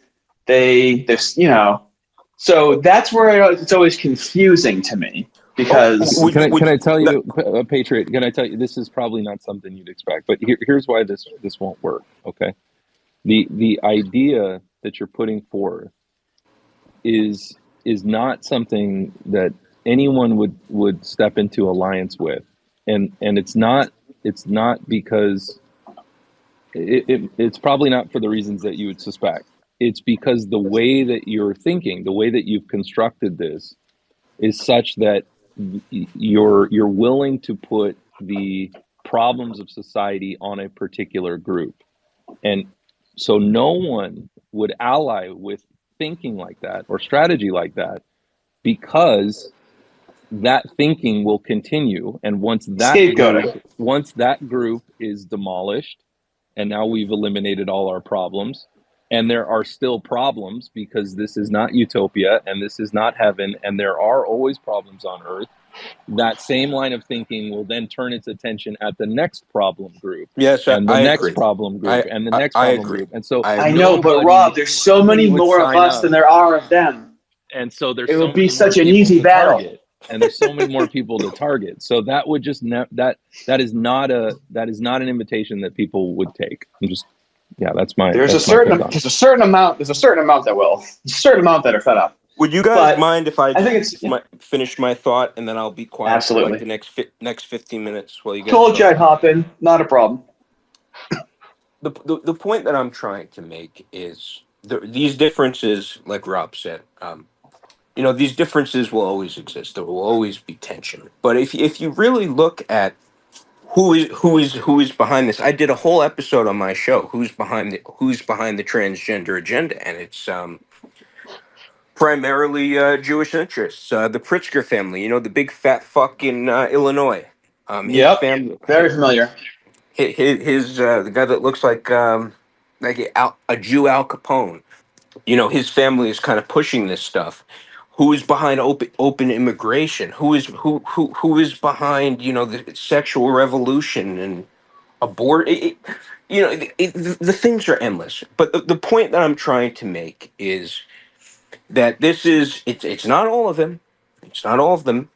But I think that a lot of the things that are facing down our country today are unfortunately, because I part of my family are you don't want to admit when it's people on your own side, but a lot of it is a primarily Jewish issue. Can I offer you another take that has been kind of surfaced in this conversation, that to do with this what you will, Patriot. But Go ahead. I'm so listening. you can say some Jews support these horrible ideas, and so let's target these people where they're disproportionately supporting these ideas. Okay, but by targeting the people, you open yourself up to a really not that's a golem you don't want to create. Okay, if you instead say, let's target the people that hold these ideas, 100% of the people that hold these bad ideas are the people that you want to be targeting. And it doesn't have it might not be as satisfying ethnically. It might not satisfy that identitarian need, but you can say 100% of the socialist communist fucks in this country are the problem. And you are accurate, because if they hold those ideas and they're advancing this agenda, 100%, non discriminating, all of them are the fucking problem. Now Yeah. there's no splash damage. Now there's no collateral damage of the people who happen to be in that group but don't share the ideas, who would actually have common cause with you. Yeah, that's not what I was saying. I'm not saying to go full Adolf. What I'm saying is, But you do have to laugh at the idea of it a little bit. yes, A you do little you. sadism poking out. Yes, you do have to laugh at the idea. But what I'm saying, I'm not saying to start singing all their hide and start goose stepping and marching. What I'm saying is that we should recognize that the majority of the people pushing these harmful ideas are of that persuasion. Okay, And so there's secular atheist Jewish communists. There's those Jews. Then there's also very religious, insular Jews in a different camp. When people say the Jews, it's just not descriptive enough, because a huge issue isn't it's not it's more specific than just the Jews, is what I would say. No, 100%. And I'm not, that I'm not saying to like fucking go full Bergen-Belsen. What I'm saying, it's a different guy every time. I'm not saying go full Hitler. I'm not saying go full. no. I'm sorry. What I'm saying is that we could recognize that we can recognize that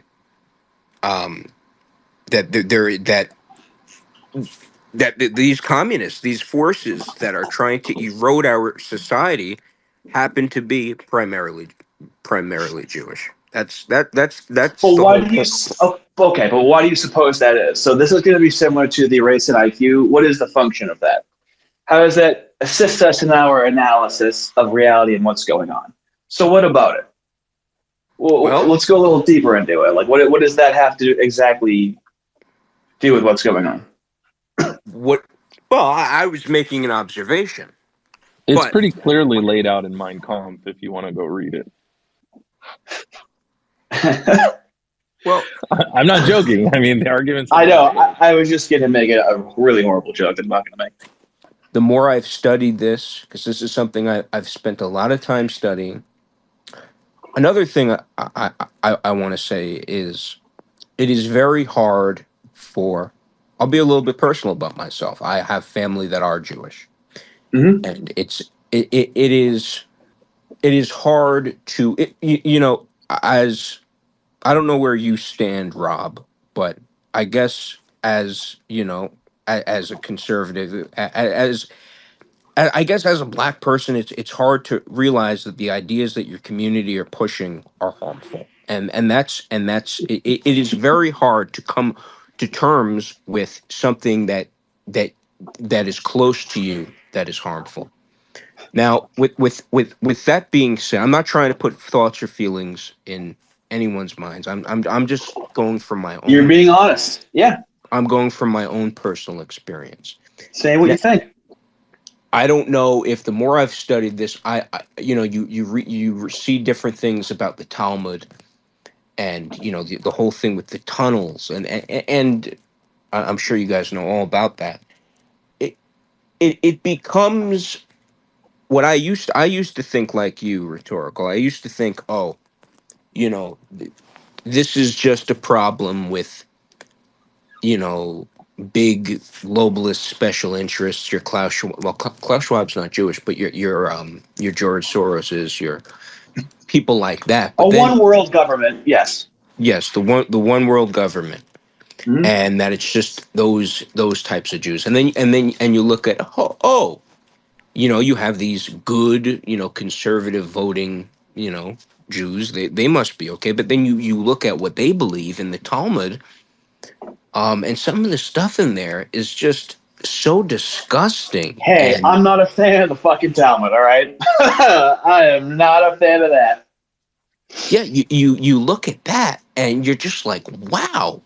And I saw something, you 109 country. I mean, the more research you do, the more, I guess, it's a sad thing. It's the noticing meme. It's 100% true because you're noticing. Yeah, I make that joke with my friends all the time. Patriot, what? Yeah, sorry, go ahead. What you're noticing is that this might be a problem. Well, the issue is to notice something and not be allowed to talk about it, then only raises suspicions. Okay, The other thing, I think what. So again, I'll come back to what I said already, and I know you have more here, but again, I'd say you're going to have a much easier time talking about the ideas. And I agree with you that there are ideas within the Jewish faith about, kind of perpetual victim status that do coincide with oppressor oppressed narratives. And I Yes. actually don't think, I don't even know if that would be really that big of a shitstorm to talk about that. I mean, I think it's when you start talking about people who it may or may not apply to, that's where, people are going to fucking, get really angry, Yeah. and probably not hear you. But if you talk about the ideas, I don't know that I don't even know that it's really that controversial. I mean, it's right there in fucking writing. Exactly.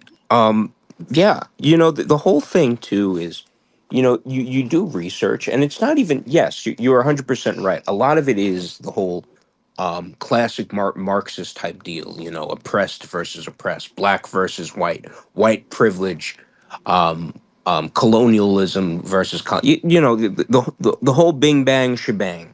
But if you look deeper, a lot of it is just about infiltration. And that meme with the octopus starts to make sense. It's literally like a germ that is going through a body, causing disease. I know that sounds really fucked up. It- it- the more research I've done on this, the more dumbfounded I've become.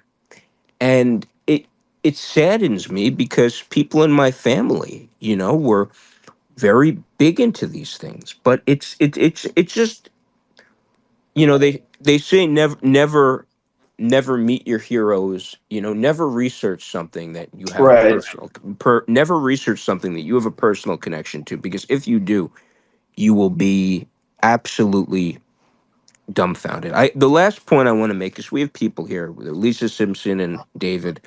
Kanye West, when they that's the last point I'm going to make. Kanye, and this is when I really first started noticing all this stuff. Is, they talk about how, the white man is the bottom of the totem pole. You, but a black guy could talk shit about whites. Um, Hmm. a black Double guy could, standard. yeah, a black guy could talk shit about whites. And nobody would bat an eye. Even shit like Malema in fucking South Africa. Kill the Boer, kill the Boer, kill the Boer. Hmm. The second someone like Deshaun Watson, no, not Deshaun Watson, Deshaun Jackson said something about the Holocaust, or the second, um, Kanye said what he said, which was stupid, what he said. But the second he said what he said, the world closed down on him. And it really made you think, who is in power?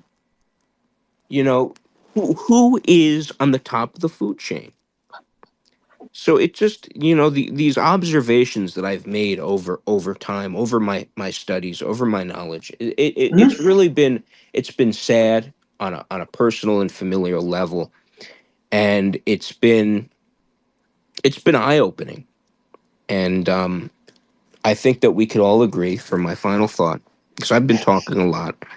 I think that we could all agree there is the people that are destroying this once great country founded on John Locke and Enlightenment ideals, and turning it Hmm. into a neo-Marxist shithole hellscape, are primarily, it is a primarily Jewish inclination. And I can agree with everything, not everything. I won't even go that far, but I just say again the conclusion that you draw there. It's the primarily of one group.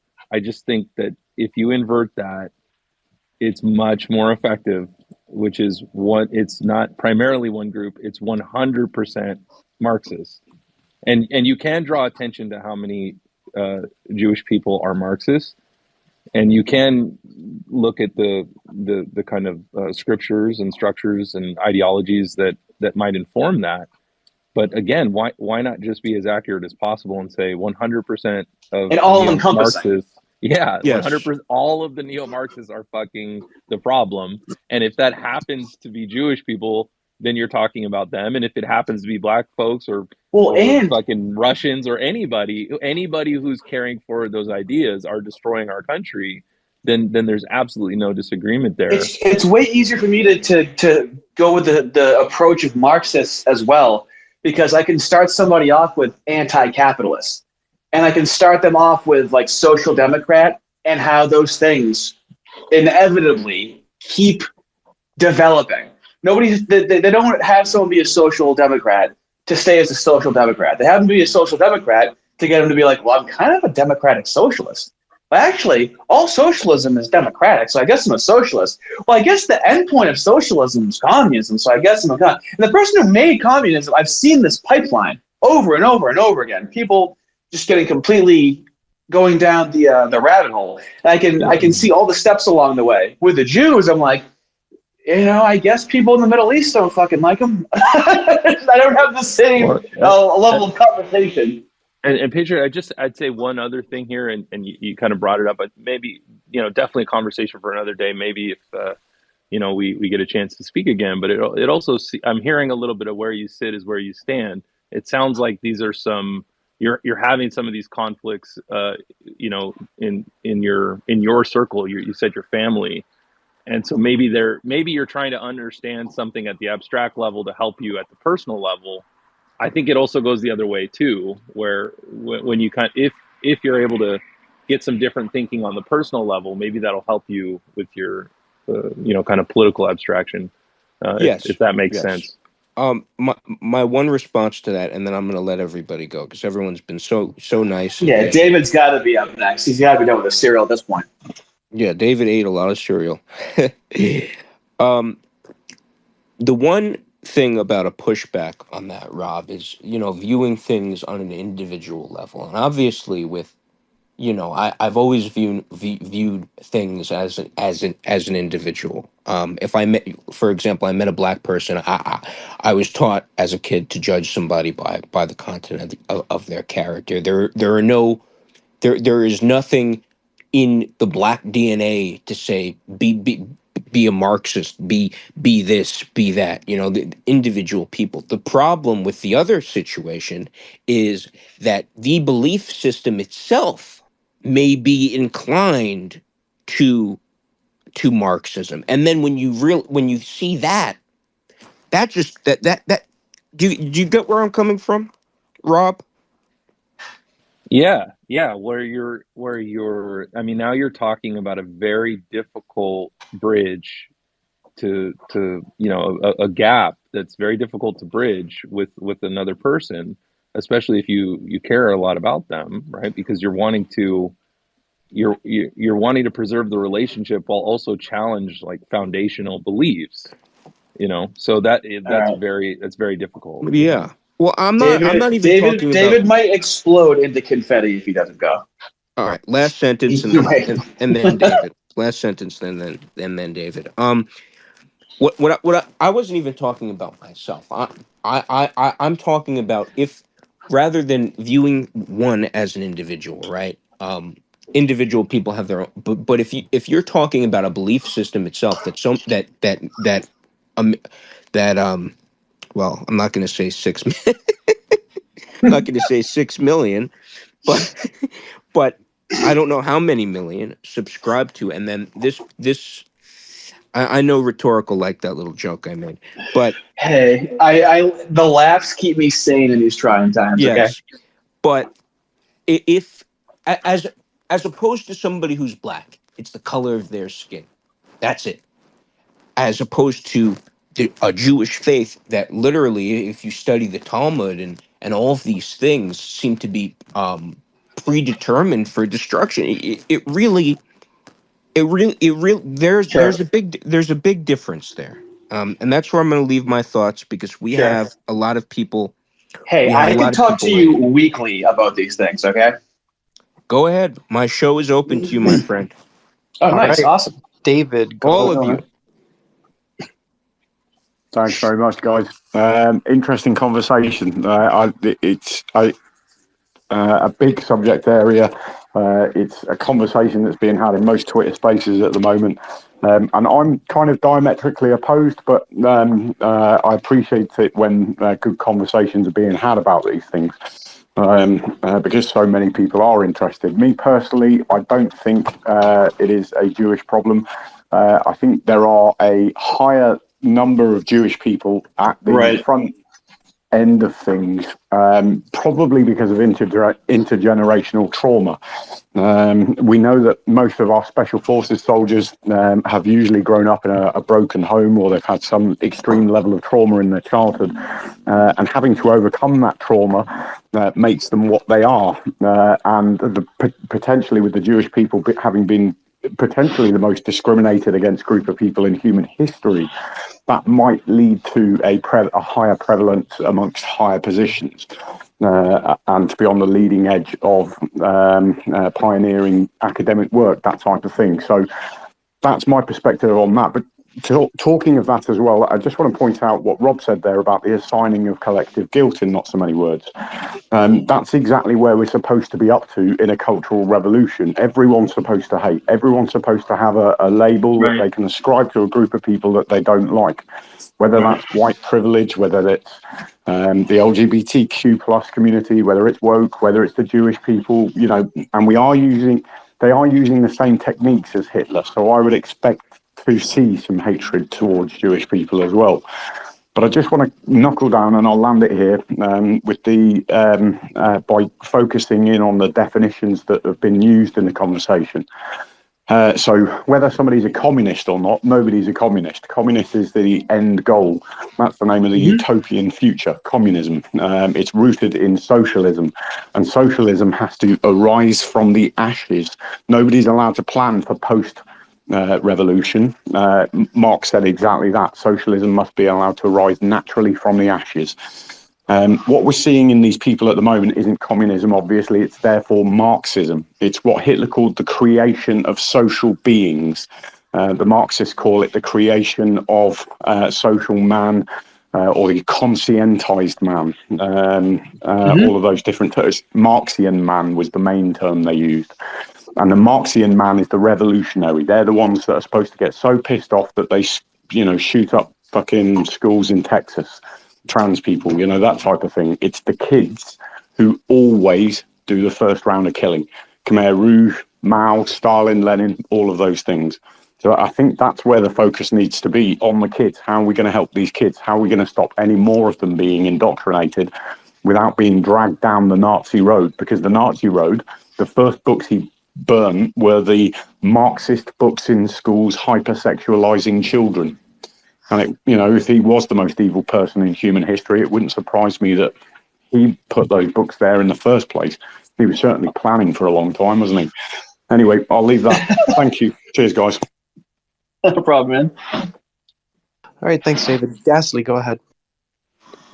Oh, I was just interested in how many of you have actually read Das Kapital. Why I is haven't that, read it.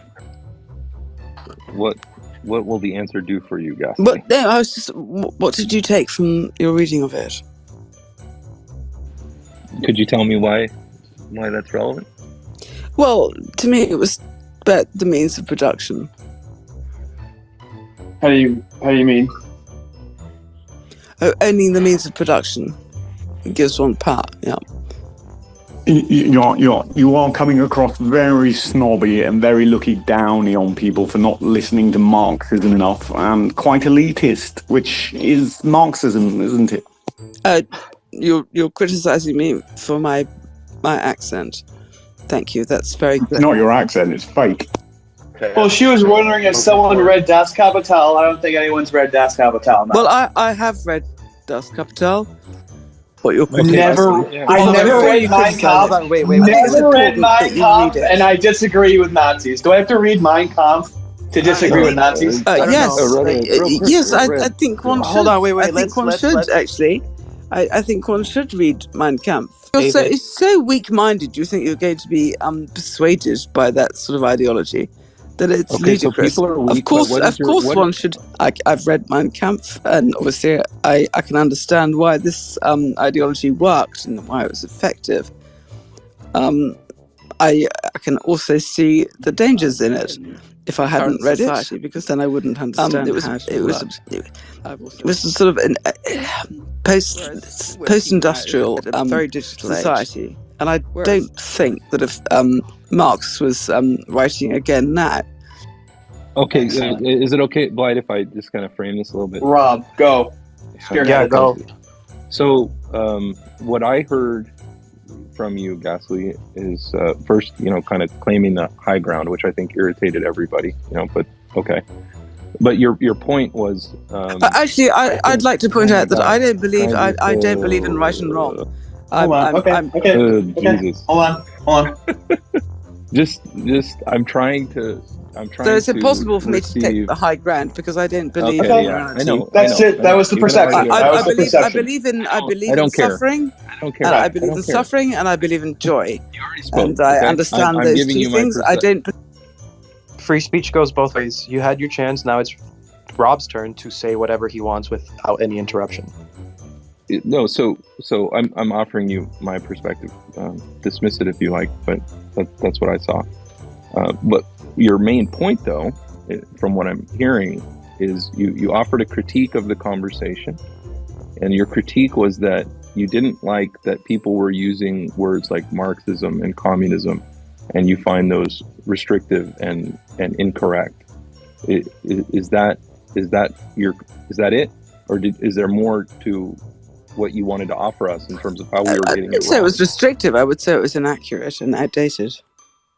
Okay. And what I'm asking you is there any other critique that you have? Is there any other error that you noticed in the conversation from your perspective? Well, if you're constantly referring to these anachronistic terms, then I don't understand the argument. Okay, so you didn't understand, but was it? And from what you did, well, I don't know. If people are saying Marxist is the same as being Islamic, then no, I don't understand that. I don't think anyone in this conversation actually all day has said anything about that. So that's kind of strange. But was there anything that was actually in the conversation that was an error from your perspective? Well, because no one, people just use the word Marxism without ever understanding. I got that. Yeah. Okay. Was there anything else? So you're linking Marxism with being Jewish. There was a conversation about that. Yeah. What's your point about it, Ghastly? What did you notice? It's nonsensical. It's just nonsensical. What do you mean? What it is? You're using terms that you disagree with, that you don't understand. You're putting it in a little bag in one corner, and you're sort of saying, "I hate those people," and you're just filling that bag up with lots of people that you don't like. And I think it's silly. I think it's childish. I can also link Marxism to Hispanic people because it has a freaking 200-year history there too. It's not to say that, I don't like Hispanic people. No, I just don't like Marxists. I don't care if they're black, brown, Jewish, Catholic, Christian. I don't care. They're bad. But you haven't even read Das Kapital. I don't fucking need to read Das Kapital when my parents lost the country of Cuba to freaking Marxism. When my mom had to leave Chile because of the golpe de Estado, because the state got taken over by communism and the backlash from that. I don't fucking need to read because I'm a product of that system. You're talking about authoritarianism. Okay. You're not talking about Marxism. No. Here's the thing. You don't. Well, under the same logic you've been using, you don't know a damn thing about my people and the government they grew up under, and it's totally Marxist. I'm sorry. Maybe you should disagree specifically on Marxism in South America. But he doesn't say authoritarian in the book. She just made the argument that wasn't real Marxism. That she did the meme. She did, great. But let me ask you, Ghastly, directly. Marxism is impossible. Marxism is impossible. It's an idea that is impossible. Why don't you just make the point? We agree. If he had read it, what would he conclude about it? If he had read Das Kapital, then what would he see differently? Can you just say what he would understand? I think it's an anachronism to constantly blame Marxism. I think it's an anachronism. Why? Why shouldn't we blame Marxism would have no relevance in this current digital age. It just doesn't have any relevance at all. Wait, I think it was updated. But wait, is this the same person who? You don't make any sense. Like, make a point.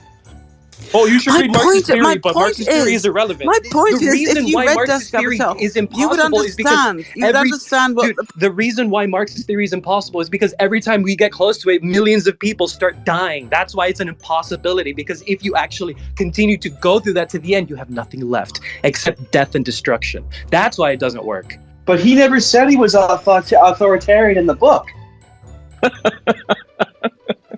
Well, thank you, Ghastly. I appreciate that. Well, of course not. But it's completely outdated. Thank you. That's interesting. Yeah. Because I think moving forward there will be this virtual. I think that the contest really will be between reality versus the virtual.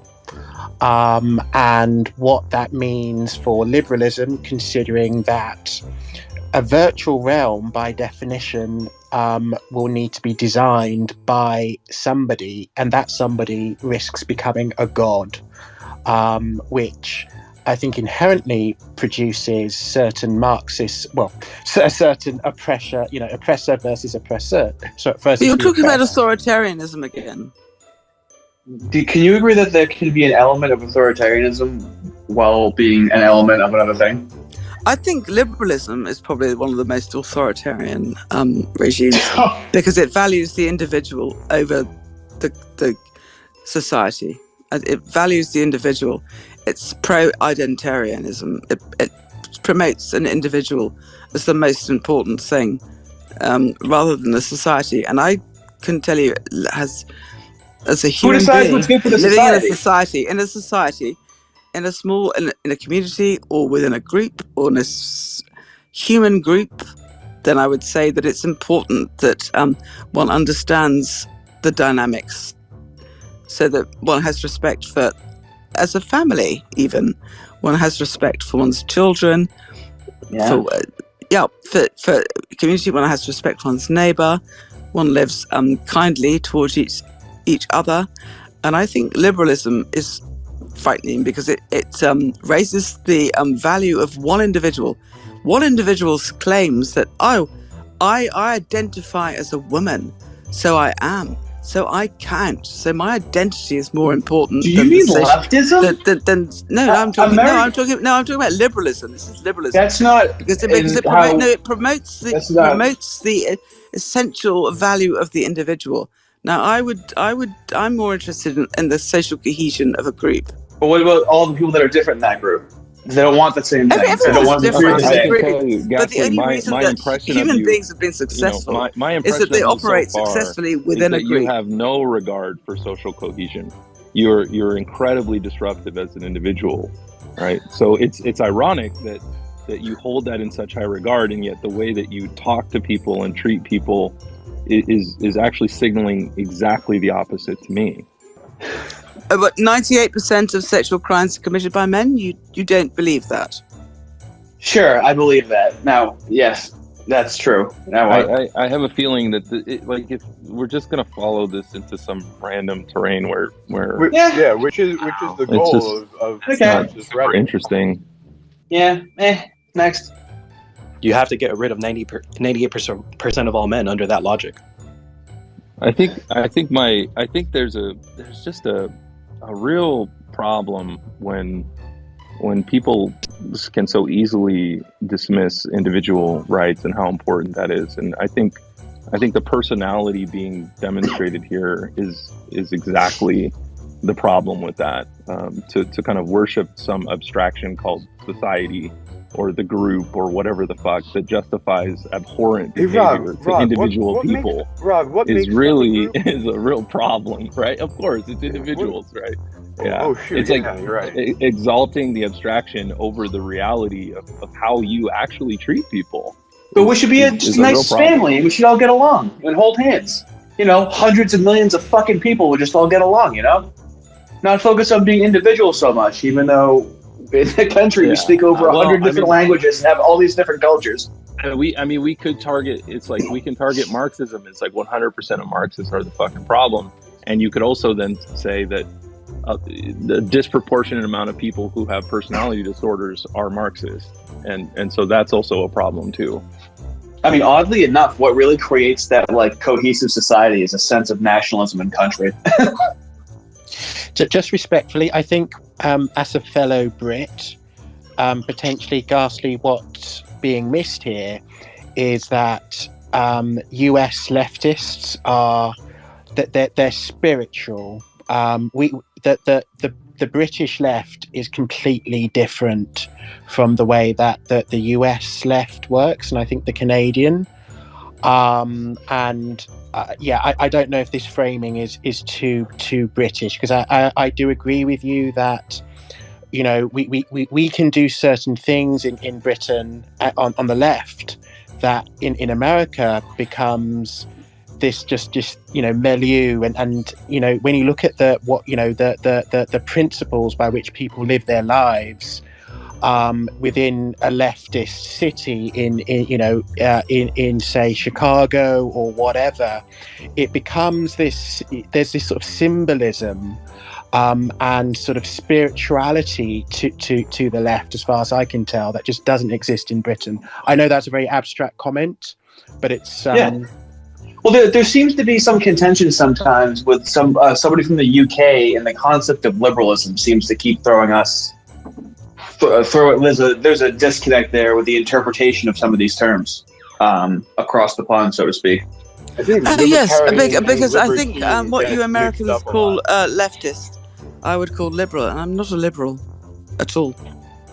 Oh, okay, yeah. So do you don't have the word leftist to describe something further left than liberal? Yeah, absolutely. But then that would be Marxist. Whereas terrific. Then I'm not an advocate for Marxism. I can understand. What are you an advocate for? It had its place in history, but it's just not relevant now. What would you say you're an advocate for? It's a non-existent term. What would you say you're an advocate for? Like politically, like what are you like politically? How would you describe yourself? Difficult to say. I'm a pragmatist. I'm an atheist. I'm a pragmatist, and I probably just look at what's successful, in the sense that how do if you say you're an identitarian, you're a liberal, but I would say like we would love your family. So you would say that's a community of its own. Wait, you would love your family, and you would wait. How do I tell you that I'm an American liberal? What's my UK version of what I am? Please, am I a conservative? You must admit that most people would say I love my family first, and they would want to protect their family. Yeah, wouldn't they? Yeah, sure, that's the family. Small groups of people. Yeah, communism works in small groups of people. Works. Yeah, that does work. That does work, because if we were all in small groups, because if we all just killed our own children because the individuals were more important than the rest of it, then we'd all die out. So I just think that family is an example of how communities work quite well together in small groups. Is the reasoning coming from? Like we were on kind of like one track. You came in asking who's read Das Kapital now we're but do you disagree with anything I've said? Do you disagree with anything I've said? I think I do. Do you love your family? Would you protect your family against another? It's a non sequitur. Like, I love my family. All right. But if you would, you're claiming that being an individual is the most important thing, and I'm saying no.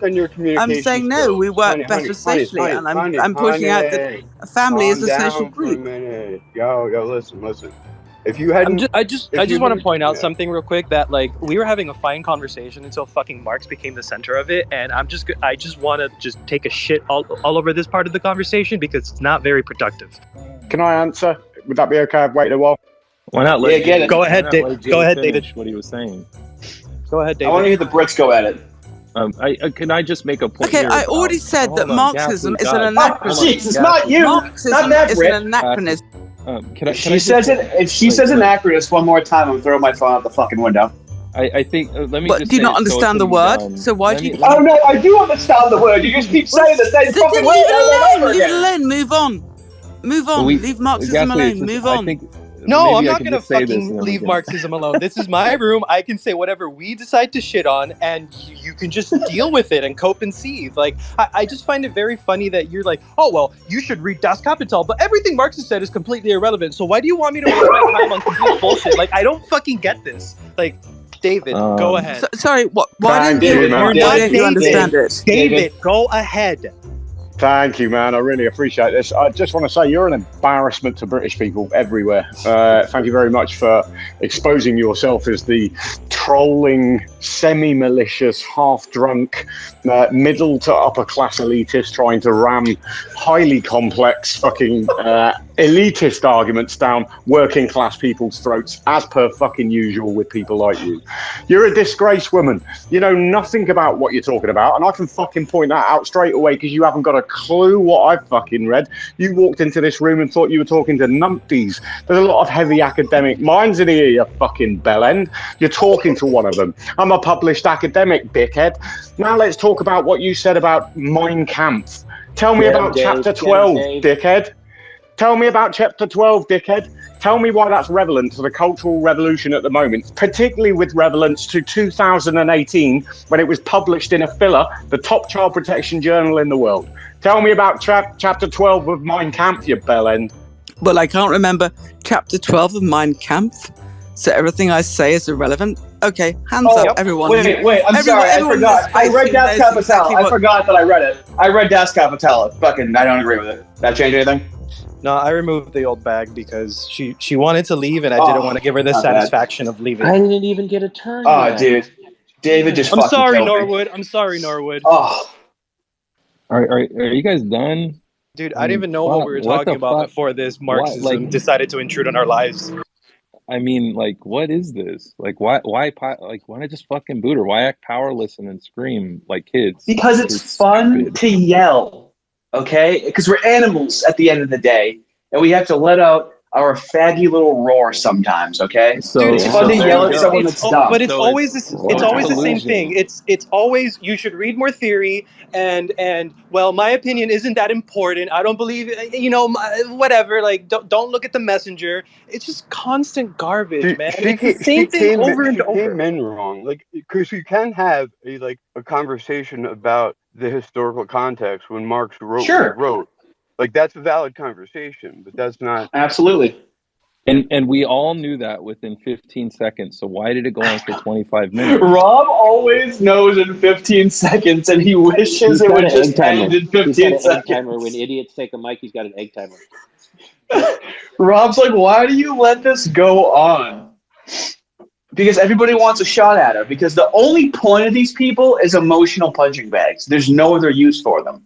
When they're being like that. I guess what I'm saying is, don't you feel you degrade yourself by acting powerless to this person and pleading with them to understand you for 25 minutes? It was a great source of entertainment. Making fun of her and mocking her was a great source of entertainment. That's what you do with her. Right, you got to use every part of the animal. You can't just waste an animal like that. You got to use every part of it. And then it was just bones at the end, so he threw it out. We were having a beautiful conversation, and then that woman shows up, and I just want to say, Dave, clam walked in. What I wanted to say is, capital. I just wanted to clarify something that I was saying. I wasn't saying that all Jews are bad because of because of Marxism. My big thing for me and my philosophy is pattern recognition. A large number of subversive activities, whether it's transgenderism, whether it's open border mass migration, whether it's advocating for late term abortion. I was just making an observation that the people behind these organizations disproportionately, yes, are disproportionately Jewish. That was basically the point I was trying to make. Right. But I was just making the comparison by way of like the African American statistic to say, like, if you tear apart that statistic by the actual amount of people that are what you're saying they are versus the amount of those people that are in these positions that you're equating to the statistic you're using to support your idea. Like that could be done as well. Just like if it's said in such a general way, it can be twisted. Well, and that's why it's the same as saying like, well, there's 13% of black people in America, and they're guilty of 50% of the crime, and yada yada yada. But if it's 2% of that 13%, that changes everything right there, and that doesn't even get into the age range. So it's just clear. It's just clear there's multiple agendas. If you say 100% of Marxists are shitbags, there's no disagreement. If you say 100% of criminals, if you say 100% of criminals should go to jail and be punished, there's total agreement. If you're taking some other path to get there, there's another agenda, and so that should be exposed. Otherwise, don't be confused when people don't sign up. Yes, I agree. Especially when the other path dehumanizes an entire segment of any population, no matter what demographic you're using. Because I think so. dehumanization leads to the end of things. Well, at least they go, and it's the Jews, and then if there's a Jew in the room, you're like, but not you. But it's the Jews, but you're cool. The one thing I will say to finish my point, I mean, we all got sidetracked by fucking Queen Elizabeth over there. No, but this is what happens. You can try to like have your nice culture and then try to progress, and then Marxism shows up and messes everything up. Yeah, no, we and the reaction. I've been in a lot of spaces with you guys. Rob, most important part is the reaction. It's the thing you'll drive home forever. We generally have fantastic discourse, so I appreciate all of you for that. The point I was making was that as opposed to let's throw a statistic out there, like Capital was saying about 1350. Yeah, 1350.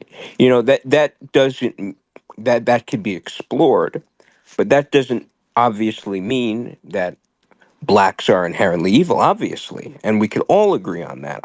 As someone on the left, as someone on the right, as someone who's a nationalist, we can all agree to that. My point is if the Jewish a black person can't help being black. That's just the color of their skin. The point I was making was that the more I've studied and the more I've delved into the Talmud and Talmudic thinking, and how do I say it? Statements made by rabbinical figures. One could start to notice, if you will, one would start to notice and quite, start questioning whether it's. What if instead of Jews you said Talmud? What if you just replaced it with that? Are there rhetoric rules and other rules? How are we playing? You can hop in. I like the point. I'll go either way. I want to know. Yeah, I just want to finish my thought. And then everyone could go, because I guess the point that I was making is what if it is if it is the religion itself? That's all. Sure. Yeah, there's definitely issues with the. Okay, I'll put it to you this way. No one in the Middle East. No one in the Middle East seems to like Israel. Okay, so I'll put it to you that way. They rub people the wrong way there. Hey, guys, is Israel secular or religious? What is Israel? Is it a secular state or a religious state? It is a secular democracy, but it does recognize a religion. Correct. So it's kind of a gray area. Yeah, it is, on purpose. But I recognize that. But again, so when you're talking about a particular religion, and that, because you're pissed at a country, we should all be pissed at. But that country, and what it is actually antithetical to the Torah. So, what is it about Judaism, as opposed to any of the other Abrahamic faiths, all based on some type of eschaton that makes it different? What makes it different, Capital, is, and I will be honest, I have family that were religious Jews in my family. I have studied this. In in Talmudic thinking and in Talmudic writings, more than and I have my problems with Islam. I'm not going to say I don't.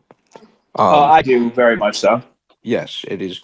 What I will say though, in Talmudic thinking, because the Torah is the Torah is the Torah, but if you look at all of the great Jewish rabbis of history, all of their teachings have been Talmudic, and in the Talmud, it is there is a lot of talk and Like what? Be specific. What differentiates it? No, Why and does the that give you Talmud's more not fun? the law. The Torah is the law. So, like, I mean, the Torah. and that's fine. And I know that the Talmud gets used and yada yada yada. Again, are those people being real Jews? Like, are they? Maybe they're the ones who are Jews that claim to be Jews but aren't Jews because, like, they're not following the law. They've Okay, made the law into I will. something else. Can I give an example if you guys don't mind? Yeah, what's the example? Okay, well, I don't exactly have the Talmud written here. Well, obviously, I don't carry around fucking Talmuds. What's the example? The example is the saying "Tikkun Olam," which is repairing the world, and I believe that Jews that do adhere to that take that as a Soros Schwab-esque thinking of remake the world. It's For not the Jews. Jews. It's the Sabati and Frankists. Oh boy. Oh, you It's got not there the right, Jews. Shag. When you got to the Sabaeans, when did that Yeah, happen? it's basically a repair the world Listen, into ignore national cultures, Leave it ignore alone for national 10 minutes. history. Hold on. She has something a little bit deeper to say that's on the exact same topic. I'm going to Okay. blow your minds, but I about fell on my chair when I. So I was going down like the Frankist rabbit hole. I don't, for the record, I don't think it's the Jews. I think it's the Frankists. There's a difference. It's the same like it's kind of like the social gospel is like the Gnostic parasite, and there's like a certain strain of like weird, like self-aggrandizing, like self-elevation to like a god, in these respective religions. It's similar with Sufism and Islam, but so I found out Louis Brandeis. I don't know if you're familiar, but he was the first Jewish Supreme Court justice, and I say Jewish loosely. He was a Frankist. And these are basically a super bad cult started by this guy named Zedi. I forgot his last name. Zevi with a Zevi. And in the 1600s, and then later on, Jacob Frank was carrying it on. And basically, the main doctrine of Sabbatean and Frankism, or just Frankism, is you take whatever is in the Talmud and you do the exact opposite of it, which means you behave as like a degenerate. I don't know what the purpose is, but I found out that Louis Brandeis came from a family of Sabbatean Frankist, air quote, Jews. They're not really Jews because they were like they were basically excommunicated as heretics. But Louis Brandeis was the first Jewish Supreme Court justice, and he was responsible for pushing through the Federal Reserve. See, he single-handedly like got Wilson like the support he needed for like the Federal Reserve Act of like 1913. That's one. Two, he was responsible for the popularization and judicial implementation of the 14th Amendment Privacy Clause. Now, if anybody's familiar with the 14th Amendment Privacy Clause, Refresh the memory. What's that? Oh no. It gave us a lot of stuff, but it also gave us specifically birth control and abortion. Broadly, I think those are good, but not in the way they've been implemented. The privacy clause, I think they should be allowed for married couples. That was not done away with in the Supreme Court case Einstadt. And then Einstein was the first one, I believe, that established that right to privacy with respect to like that involvement of medicine and I guess the incorporation of the privacy clause of the 14th Amendment. But anyways, He was a Sabbatean Frankist, and we see there's a lot of other of these like the Sabbatean Frankists, not the Jews. Sabbatean Frankists specifically, those are the ones involved in the Rosicrucian like movement, and those are the ones involved with the Illuminati lodges.